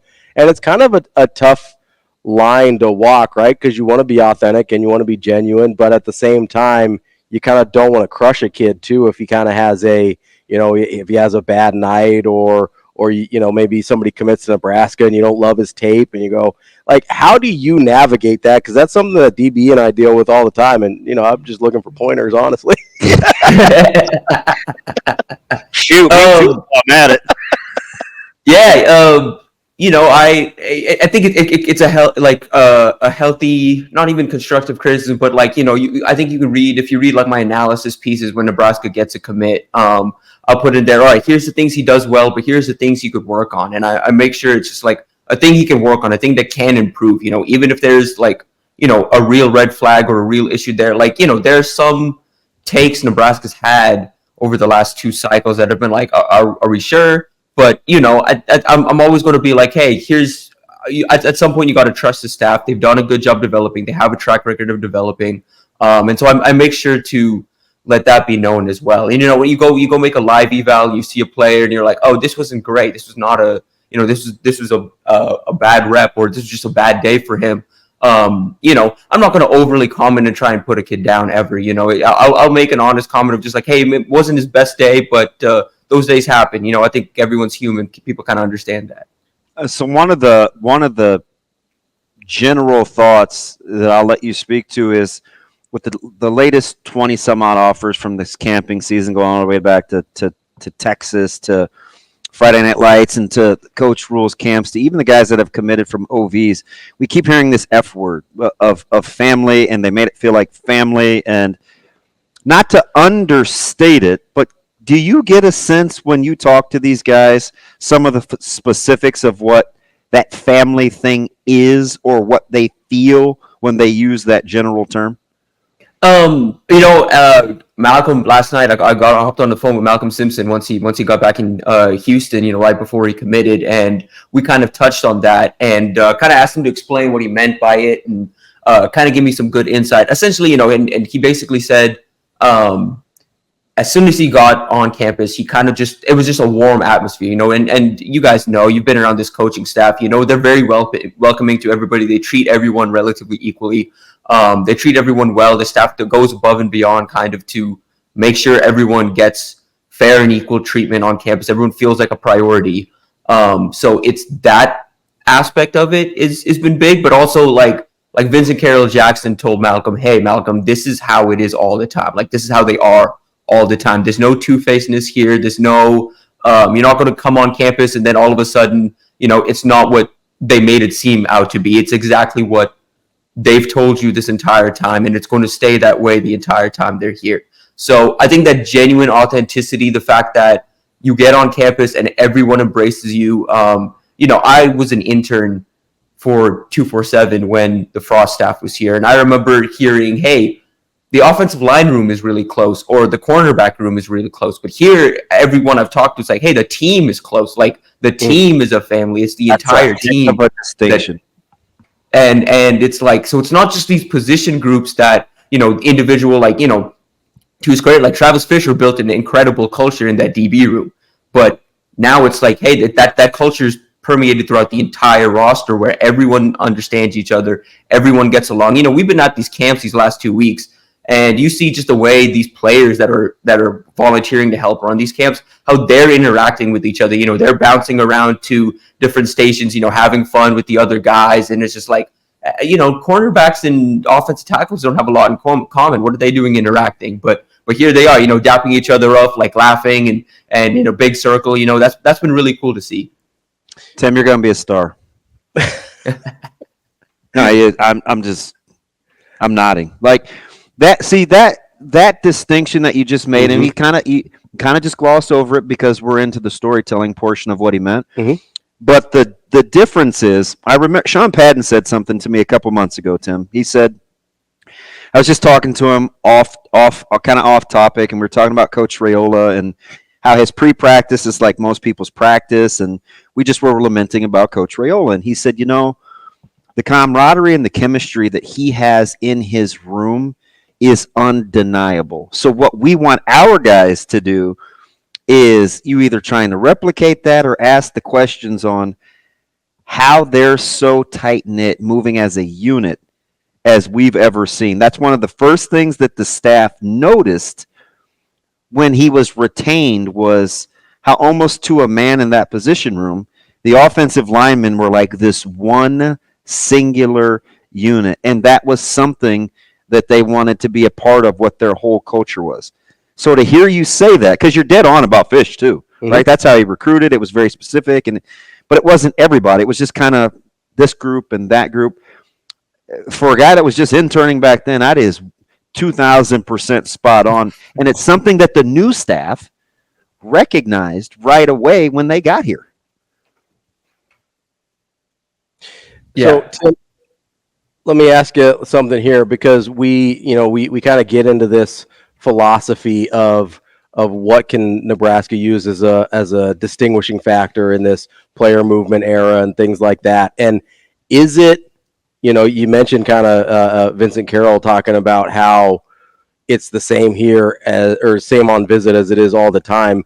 Like, is that something that you view that can be a distinguishing factor in why guys don't want to leave, why we haven't seen a ton of attrition from Nebraska's roster, where it's like, oh no, we knew exactly what we were signing up for, and that's what we got?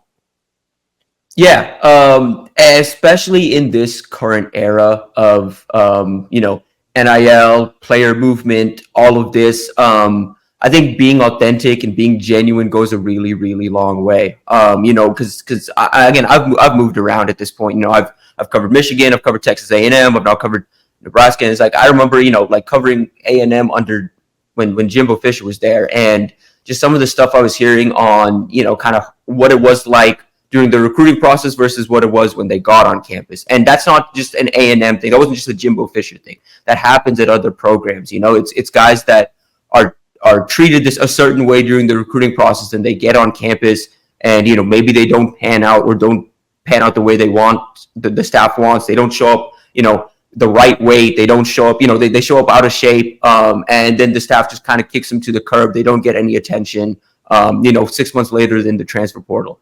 With Nebraska, you saw like the spring, everyone's getting reps. Everyone's getting the same amount of reps. Everyone's getting developed. They're trying to make sure that everyone's getting developed. So even guys that are like, lower on the depth chart, they're getting valuable reps, and they understand that, regardless of what happens, whether they see the field or not in Nebraska, and down the line, if they want to transfer somewhere else to play, they've gotten those reps at Nebraska. Even if it's not on the field, they've gotten those reps that will help them down the line.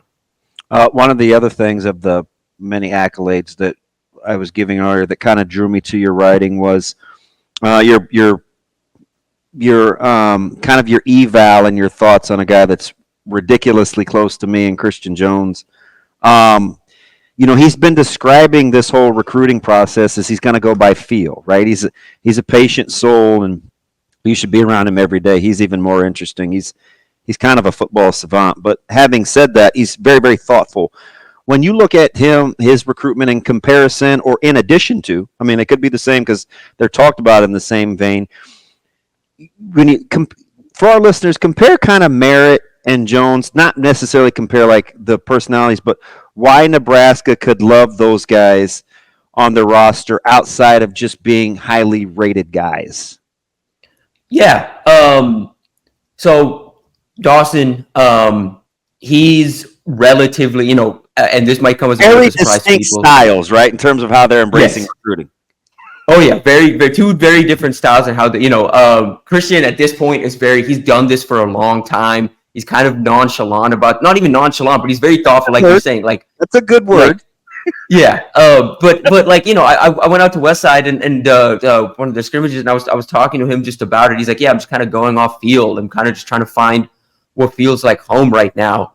So he's going off of a field versus Dawson is going off of relationships. And these are two guys that, from truly just looking at their recruitment, have had completely different processes. Christian's been recruited, been a name on the radar since he was like a freshman, like he's been on the radar for some time.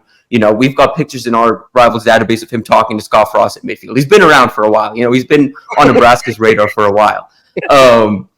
And on the other side of that, Dawson didn't really even like pop on anyone's radar until his junior year, like this past fall. We kind of had a breakout year, kind of started to collect some offers at the start of the year. Nebraska kind of popped in there in the fall. And then things really took off for him after the season. And so he's kind of navigating this completely different, but he's got a good, David Merritt, the Kansas City Chiefs defensive backs coach, is his father. He's got him in his year, kind of helping him navigate this process, helping him navigate, hey, what are we looking for in this process? And so he's looking for that combination of development. He's looking for that combination of relationships. And so the way I put it to our board and our readers in the past has been, in this Nebraska-Alabama battle, his best individual relationship is at Alabama. He's got a really good relationship with their linebackers coach. But he has more relationships at Nebraska than anywhere else. And that's like far and beyond, like that's coaching staff, that's support staff, that's players. We've touched on this, like Dylan Raiola and his family and Merritt and his family have been in touch. They've been really, really, really, really close and gotten really close over these past few months. And that's been big, and that's helped Nebraska a lot maintain that momentum they've had in this recruitment, even with Bama pushing as hard as they have. We're talking with Tim Verghese from Inside Nebraska. Tim, there's and we don't have to just stick with Dawson and Christian on this, but I'm sure you've seen a lot of different guys handle recruiting in different ways. And DB and I were talking earlier before you came on about, kind of maybe some red flags that we see when we're like, we don't totally like, maybe a kid just likes being recruited a lot, or, do you ever see those when you're kind of evaluating a guy where you're like, man, there are young guys who try and give him some grace, but you're kind of like, man, I don't know about how he's handling this process, or it's just like, it maybe seems like he just likes the attention more than he actually likes the game? Like, do you ever see that or anything that like pops up? Oh yeah, to you? oh yeah. I cut my teeth in this industry in Texas. I've been around some interesting cats. I've and I'll say this though. A lot of times it's not the kid, it's the parent. And it's a parent or two that's really got.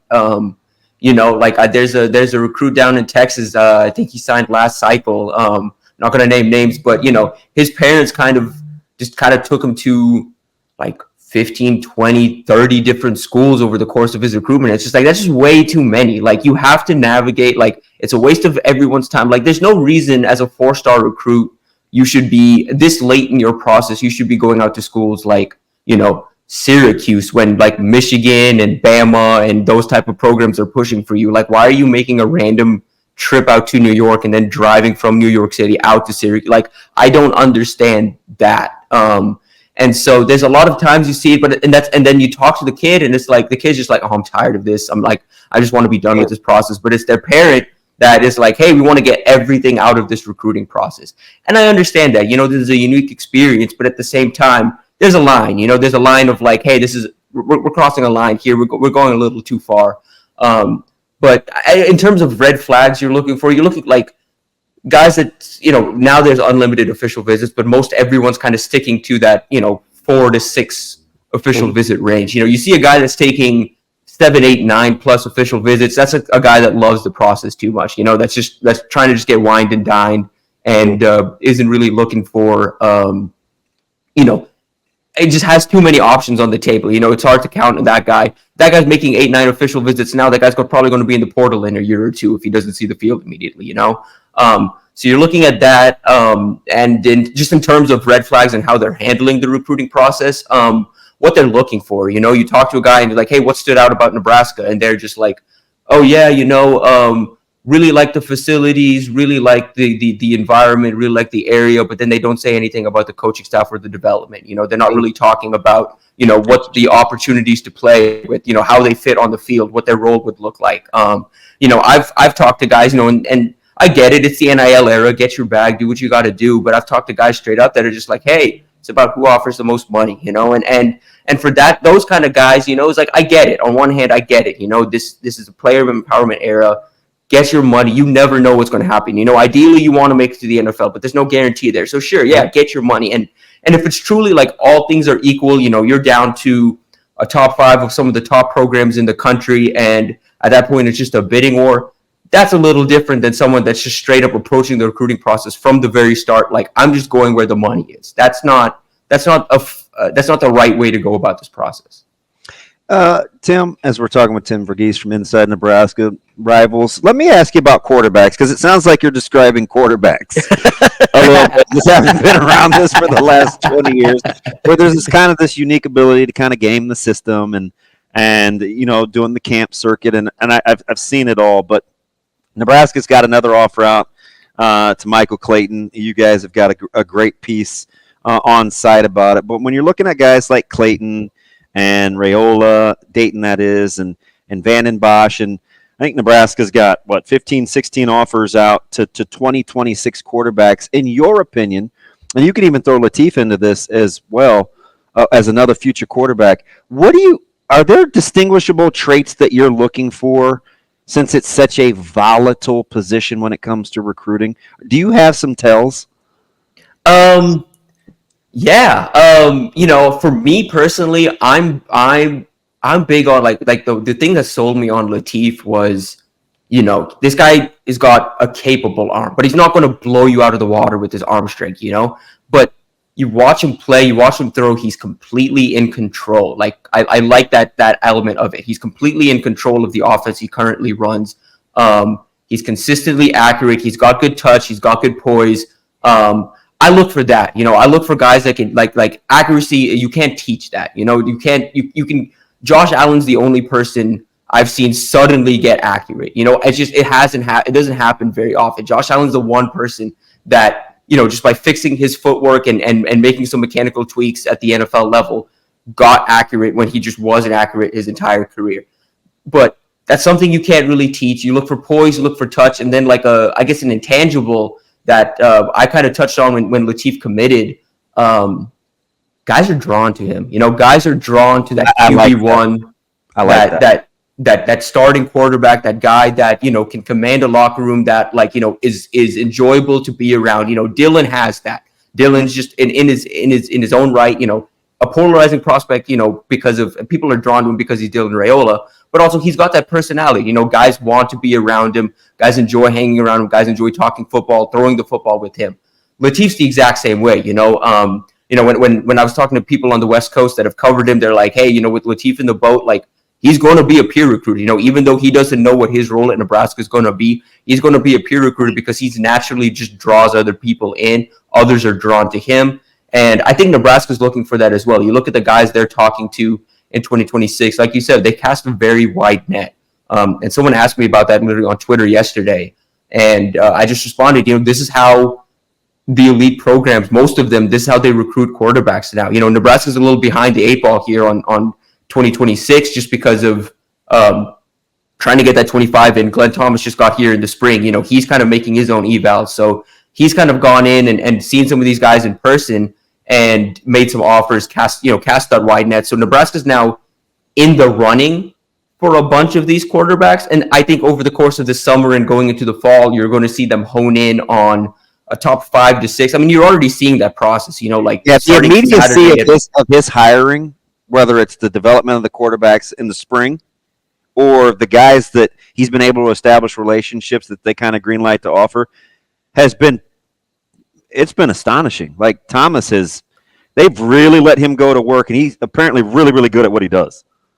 Oh yeah, they trust him. It definitely seems like they just trust him to find the quarterbacks. They just kind of trust him with that position. They have fully taken that off of Marcus Satterfield's plate. That's fully on Thomas at this point to develop and find that talent. And so, yeah, you're starting to see that process of them somewhat cutting down who they're focusing on. And part of that is natural. Some of these top quarterbacks they're in, Brady Smeagol, Dia Bell, those guys are already starting to trend elsewhere. They just offered Jaden O'Neal from California a couple weeks ago. Jaden's trending to Oklahoma. I expect that to be done relatively soon. He's making some visits, doing his due diligence, but sounds like, Oklahoma's the team to beat right there. So even though Nebraska just offered, Nebraska's not even going to have a chance, a real chance there, just as far as I've been able to gauge there. But then a guy like Dia Bell, Brady Smeagol, guys higher on the board, those guys are getting closer to kind of locking in their spot because these dominoes are falling faster and faster. You're seeing these 26 guys getting off the board. So Nebraska's just trying to make sure, hey, we've cast a wide net. We have our top 5 to 6 guys. And so 2 guys I'll mention just right now, starting Saturday at midnight, the 26s could be directly contacted by coaches across the country. And Oscar Rios, a quarterback out of Downey, California, he texted me. He was like, hey, Matt Rule called me at midnight Saturday, right at midnight. And, and this 26 time, when this is earlier than usual. Normally this is a September 1st thing. Yeah. It's a June 15th thing now. And it's primarily been with that guy. It's probably been, it's been West Coast, right? Cal, UNLV, I think Arizona State. That's amazing. There's something that draws their eye, right? Because they've gotten pretty specific. Yes. And another quarterback they're looking at, Samaj Beals. That was another one that's been in touch with the staff all weekend. He's from Philadelphia, so coast to coast, truly. They're on both sides of the coast with this. But Beals, you watch his tape, you look at his measurables, very similar to TJ Lateef. Physically kind of matches that. Has similar traits as well. Has a little more juice with his legs than Lateef does. Not to Lateef's credit, doesn't run probably as much as he should. He's got some wheels, but. Both those guys, but it is clear, they're finding what they like at quarterback, and I think that vision is going to become even more clear once we get, because Dylan is an enigma. Dylan's a one-of-one type quarterback. That's not a guy you can replicate. You can't find another Dylan, but you're seeing with these new offers they're making, you're seeing with the room they're trying to build, what they're looking for at that position beyond Dylan, what they want that position to look like, position group to look like. That's Tim Verghese from Fantastic Nebraska. Stuff, Tim. Great stuff. I'm sure we will be talking again soon, Tim. We appreciate it. Appreciate y'all. More Hurrdat Sports Radio coming up next. We are back here on Hurrdat Sports Radio, AM 590, ESPN Omaha, ESPN Tri-Cities, KFOR in Lincoln. That's DB. I'm Ravi Lulla. and we're brought to you by Team Jack Foundation. TeamJackFoundation.org is where you can find all of the information you need to get involved with a great organization. You can donate right there on the webpage. You can find out how to volunteer. You can figure out what events are coming up, and you can see where all of those efforts are directed with the projects that they are helping to fund. TeamJackFoundation.org is where it all happens. Yeah, we just got another weekly regular. Yeah, we got good stuff there from our guy Tim. Appreciate his time and his just had a weird feeling. Insight, really good insight, and like not afraid to be honest. Like I appreciate that. So it took me a little. It's so we'll take some chances, right? But this one's different. Like I was told that we better have Sauter on by my sister. Yeah. So that was different because I didn't know. Yeah. I didn't know anything that Sauter did. Yeah. 11 years ago. It's been a minute now. 11. So I have some OGs, right? Yeah. Schaefer, Sauter, kind of cut their teeth on in radio. There's maybe one or two others, but we're going to add him to the mix. Yeah. I just like reading his stuff, and you never know how it's going to translate. Yeah. But when Schmitty broke the ice on his show, I was like, I remember I texted you, I was like, we might have to dabble with this a little bit. Yeah. Just because, and I loved his insight because you always kind of based on what you know. Mm-hmm. So that was like the 5th or 6th article that I read on Christian Jones, and obviously, and that was the first one that you were like, oh, that's actually accurate. He's spot on. Yeah. He like his write up was spot on. Yeah, and not from the OV because that one was good too. I'm talking about like this is like 3 or 4 weeks ago. Yeah, I'm like. He's describing Christian to a T. Yeah. Which let me know he has, because Christian is very, very, very, very, very, very, very hard to read. Yeah. He's got a good sense. He's got a good pulse. Yep. And I was like, you know what? This guy's got good discernment. I kind of like what he was talking about with the quarterbacks there too, right? Because that was cool. That was good stuff because first of all, he's right about Dylan. Like that's a one-off, right? Skill set wise, connection to the university. Like, I don't think you should expect, not saying it's not possible, but I don't think you should expect Nebraska to get the top 1 or 2 quarterback in the class very frequently, right? Maybe some on down the line when, when my prediction comes right and they're making the college football playoff in 2026, then, maybe we'll have that conversation. But in the meantime, right, you're not going to have a lot of guys that they're, All-Americans that played at Nebraska and their names on the stadium that their kid happens to be a 5-star quarterback, right? And so the thing that I like, though, and we were talking about this, some off-air, some on-air, last week or 2 weeks ago, about how the physical skills in your mind start mattering less and less. Me? Yes. Yeah. Oh, 100%. Because, and what did Tim say? He didn't really bring up a specific skill set. He didn't really bring up, he's like, he's loosely anticipation. Yes, and accuracy, right? Yeah. Like he's like, that's one of the harder things to teach. There are some things you can do by fixing footwork. He brought up Josh Allen as a good example, but man, if you like, what's the thing you always talk about with Anthony Rizak? Oh yeah, just the gravitational pull, and his leadership, the poise, the leadership. It's if you've got the bare minimum skills to be a quarterback, you have to sit in my seat. Yeah. Because and I talk about this all the time, and it's not even with A-Train. Mm-hmm. He just exemplified. Yeah, he's an example of it. I always talk about like just the ability to command a huddle. Mm-hmm. Like when you talk about T. Frazier, a true freshman, ace right pro zip, 42 counter, whatever, ready break. And when you break the huddle, those guys have to know, okay, I'm riding with this guy. I'm confident that he feels good about what we're doing. Right. And I would go through like a difference if a guy's learning. Hey, I'm in my head said, hey, ace right, 42 Z zoom. Hey, guys, in. Let's go ace right, Z 42. See, that's different. Mm-hmm. Like when you break the huddle. So there's that simplistic. Just the confidence. Then there's the thing where if you're playing with other good players, can you control that environment? Because it's easy to lead guys that you're clearly better just than. Naturally want to follow, and you're clearly better than. Mm-hmm. Because it's something else to lead peers. Good players. right? It's like It's something else if you're Tommy Frazier walking into a huddle of really good football players. yeah, like we knew like that was Anthony's huddle. Mhm. That's really hard to say. And there's some really good football players in that huddle. That was his huddle. Yeah. Hey, guys. Hey, come on. Bring it on. Hey, now let's go. Tempo. Hey, you with me? And everybody like. And you know who was in that huddle? Caleb. Yeah. Oh yeah. Christian. Yeah. Oh Teddy sometimes. Oh yeah. Like you had Keenan Cotton. Yeah. Like guys with D1 offers. Got good camp this weekend. Guys with good guys that have good offers, right? All those guys have better offers than Anthony did. There's just something about just commanding it. Yeah. Like and I like the fact that he said about wanting that guys gravitate towards too.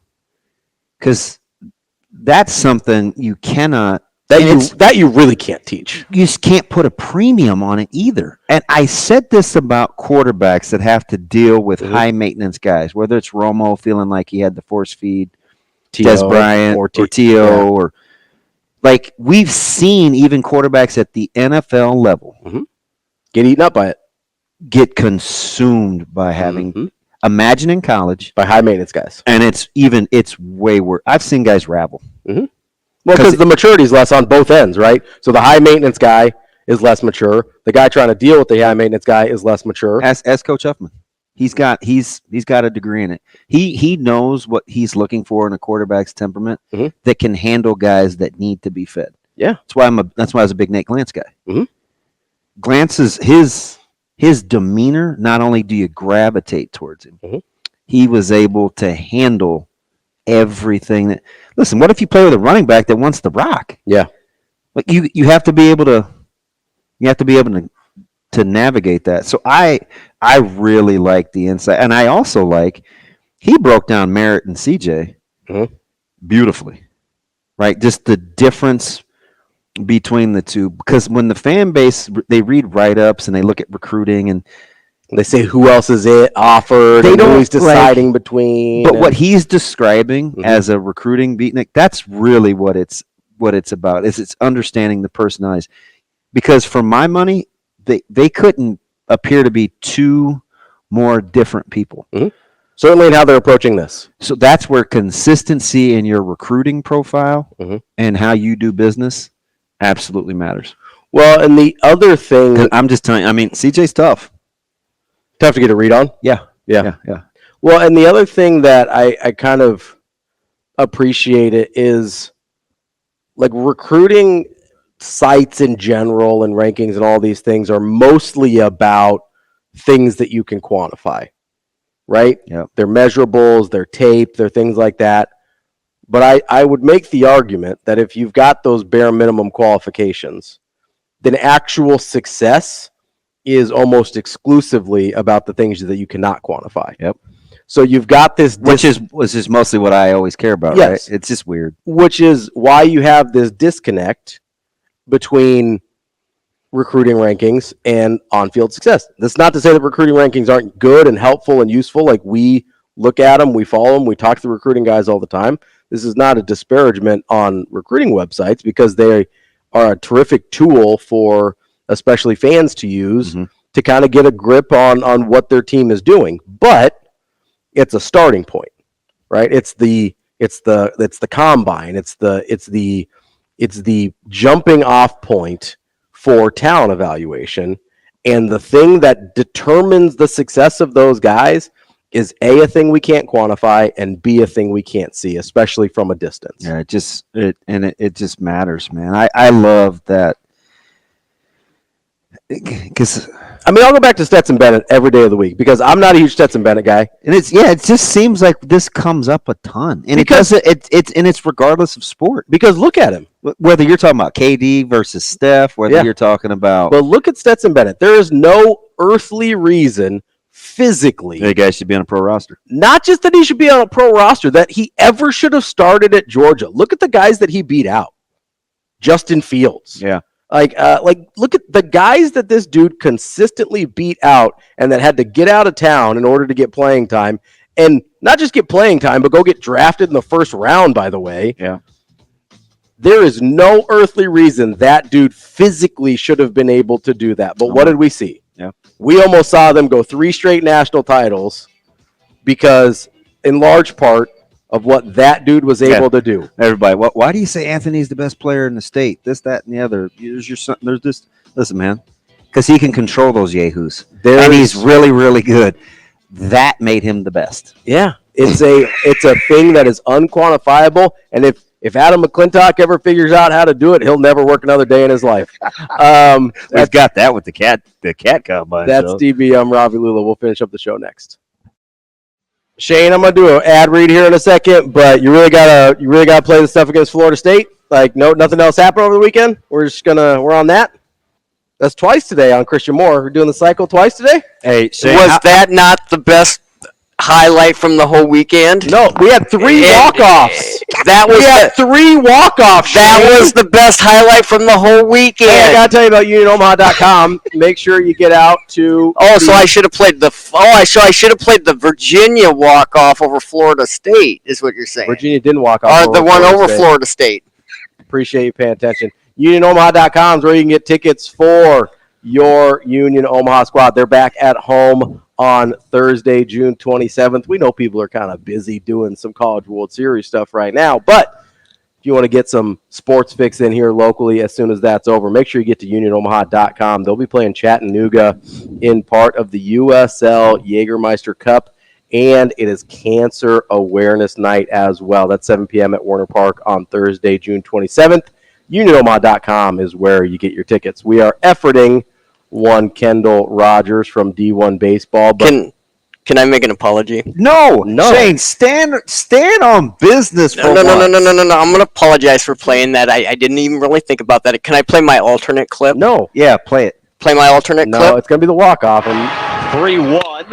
Moore tags it on a line to center. Oh, wow. Williams goes back, and he's gone! A cycle for Christian Moore! Am I on camera over here? DB, lean over here a second. Lean over here a second. Hey, Shane, I got something for you. I thought that was a little bit different. I got something. That was the other version of it, wasn't it? I got another version of that for you, too. Oh, wait, I've got the radio call here. You want me to play that? Yeah, go ahead. 3-1. Moore tags it on a line to center. Oh, wow. Williams goes back, and he's gone! A cycle for Christian Moore! All right, guys, have fun doing the show. I've been on the receiving end of a ton of If I play it one more time, it'll be a cycle. 3-1. Moore tags it on a line to center. Oh, wow. Williams goes back, and he's gone! A cycle for Christian Moore! I'm not afraid up to beat a small old man, Shane. I'll do it. Do you know I didn't miss a game until Florida State won yesterday? So it was a you problem? I had almost picked them perfect. Yeah, almost. did pretty good. I know. I did not think Florida State would get up, Bounce back. Nope. I gotta give him some credit there. And I liked Virginia's pitching matchup. My guy Jamie Ferrer was doing some work. Hey, did he miss his calling? Should he have not been in like Saturday Night Fever? Or? No, that's Cantu. Well, him too. Yeah, Cantu's got like the look. No, Ferrer's though. The guy never buttons his clothes. He's like got the jewelry. Ferrer's my guy. He's a diabetic. Oh, nice. Yeah, he's another. Not nice that he's a diabetic. No, but nice that you have a. Yeah, my buddy. I mean, we know each other, but we're gonna be friends. Yeah. Joining us now is Kendall Rogers from D1 Baseball. Kendall, what's going on? I'm doing well. I tell you what, I told my wife last week during the Super Regional, she was trying to ask, like, hey, what's the new fad of, like, unbuttoning your jersey, like, halfway down your chest? And I was like, what would you do if I came home and, like, just started unbuttoning, like, my shirt down halfway down my chest? She just shook her head and laughed at me. So I don't think I could pull that off, but Jaime Ferrer definitely can pull that off. That's my dude. Trey Phelps from Georgia last weekend. Oh yeah, no, he's ridiculous. He's ridiculous. I was like, unbuttoned to his belly button. I was wondering why he even put it on. Hey, how crazy is it, Kendall? We kind of we've been a little whiny. I mean me, about bullpen depth and quality pitching and getting guys out, man. But gosh, how about the defense and the leather that's been flashed here in Omaha? Were you expecting that with how regionals and supers had gone? I mean, it's just great play after great play. Well, I think the thing is, I mean, if you look at these teams overall, I feel like, and we talked about this kind of coming into the World Series, but typically when you get to Omaha, there's two teams at least that you're like, okay, I would be floored if these two teams win the national championship, right? And I think if you look at this field, you're like, obviously there's teams that have lost now, so you're like, and one team's been eliminated, but like coming into the tournament, you're thinking, okay, all of these teams have a chance to win this tournament, and when that's the case, that tells you that all these teams are really good. Well, you don't win 45 plus games by playing really bad defense. So I think that's part of it, that all these teams are just elite in general. But I think the other is, you look at, Vance Honeycutt in center field. You look at the play in center last night at Tennessee. There's a lot of room in this ballpark to make plays like that, and I think that's another big reason for it as well. Kendall, there's a lot of room in this ballpark, like you said, but we're also seeing some pop like we hadn't, until the last couple of years ago. It's kind of the best of both worlds a little bit in college baseball right now, where you are, it's not, not that I would be mad if we returned to this, but it's not quite the Gorilla Ball era that we had back in the day, but you still got some pop, but you also got guys throwing in the low to mid 90s pretty consistently. We only had one offensive game so far of the bunch, which I'm kind of encouraged by. No, for sure, and I think we kind of needed it a little bit, because if you look at the season prior, like the this season before this weekend, one of the big storylines from coaches was, hey, do we need to go back to the NCAA and figure out like why like balls are just launching everywhere, and like why the bats seem not necessarily hot, but why they just have so much pop. And I think what you're seeing now is maybe it's just the ballparks in general, maybe it's just the weather. There's a lot of factors there with home runs, and we've gotten here. There have been some home runs, but we also haven't had any gaudy games. Like we saw some regional games that were 19-14 and things like that. We have not seen that here in Omaha. It's not like, the bats have looked crazy hot, but they also haven't looked really weak. So I agree with you guys. I think some people think that, there's too many home runs in college baseball. But I'm kind of one of those people, like, as long as it's not ultra dangerous to the individual player, to the pitcher, like, dude, give me more home runs. Kendall Rogers, the managing editor from D1 Baseball. Kendall, this kind of flew under the radar, but not locally, just because of the school. But how about Creighton? Reflection to the commitment to baseball to be able to get Mark Kingston, or like I was floored. I'm like, if there was a home run hire given the kind of weird transitioning of this program from 24 to 25, it has to be getting Kingston, doesn't it? Yeah, that's a great hire for them. I mean, here's the thing about Mark is like. He was a kind of an odd fit at South Carolina because it's such a demanding fan base, and Mark has more of a kind of a Midwestern. I wouldn't say he's like ultra laid back, like he's a head coach, so he's gonna be hard nosed, but like he's a little bit more of a quieter personality, and so that didn't really mesh great at South Carolina. But I tell you what, when you look at what he did at Illinois State, he obviously did a nice job at South Florida.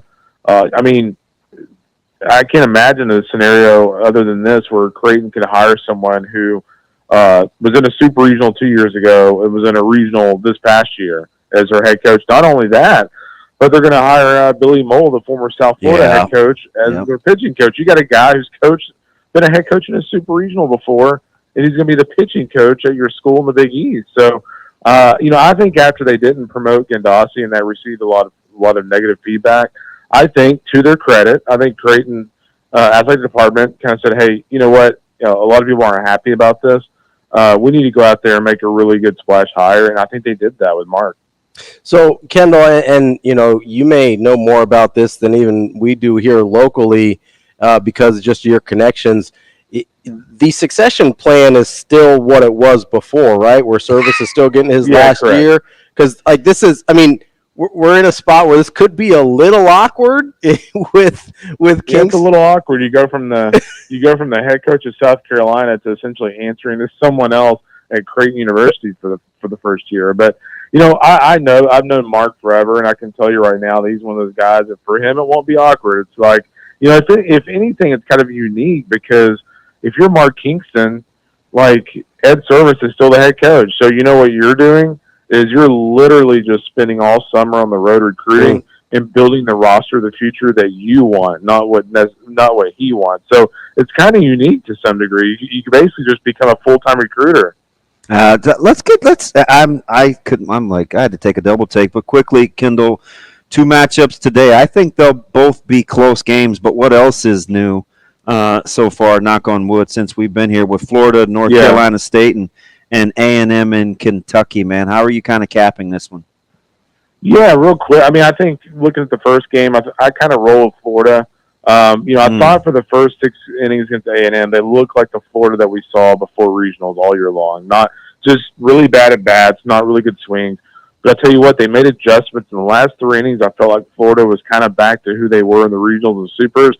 I think they ride that into this game. I think they win this one. But I agree with you. I think it's going to be close.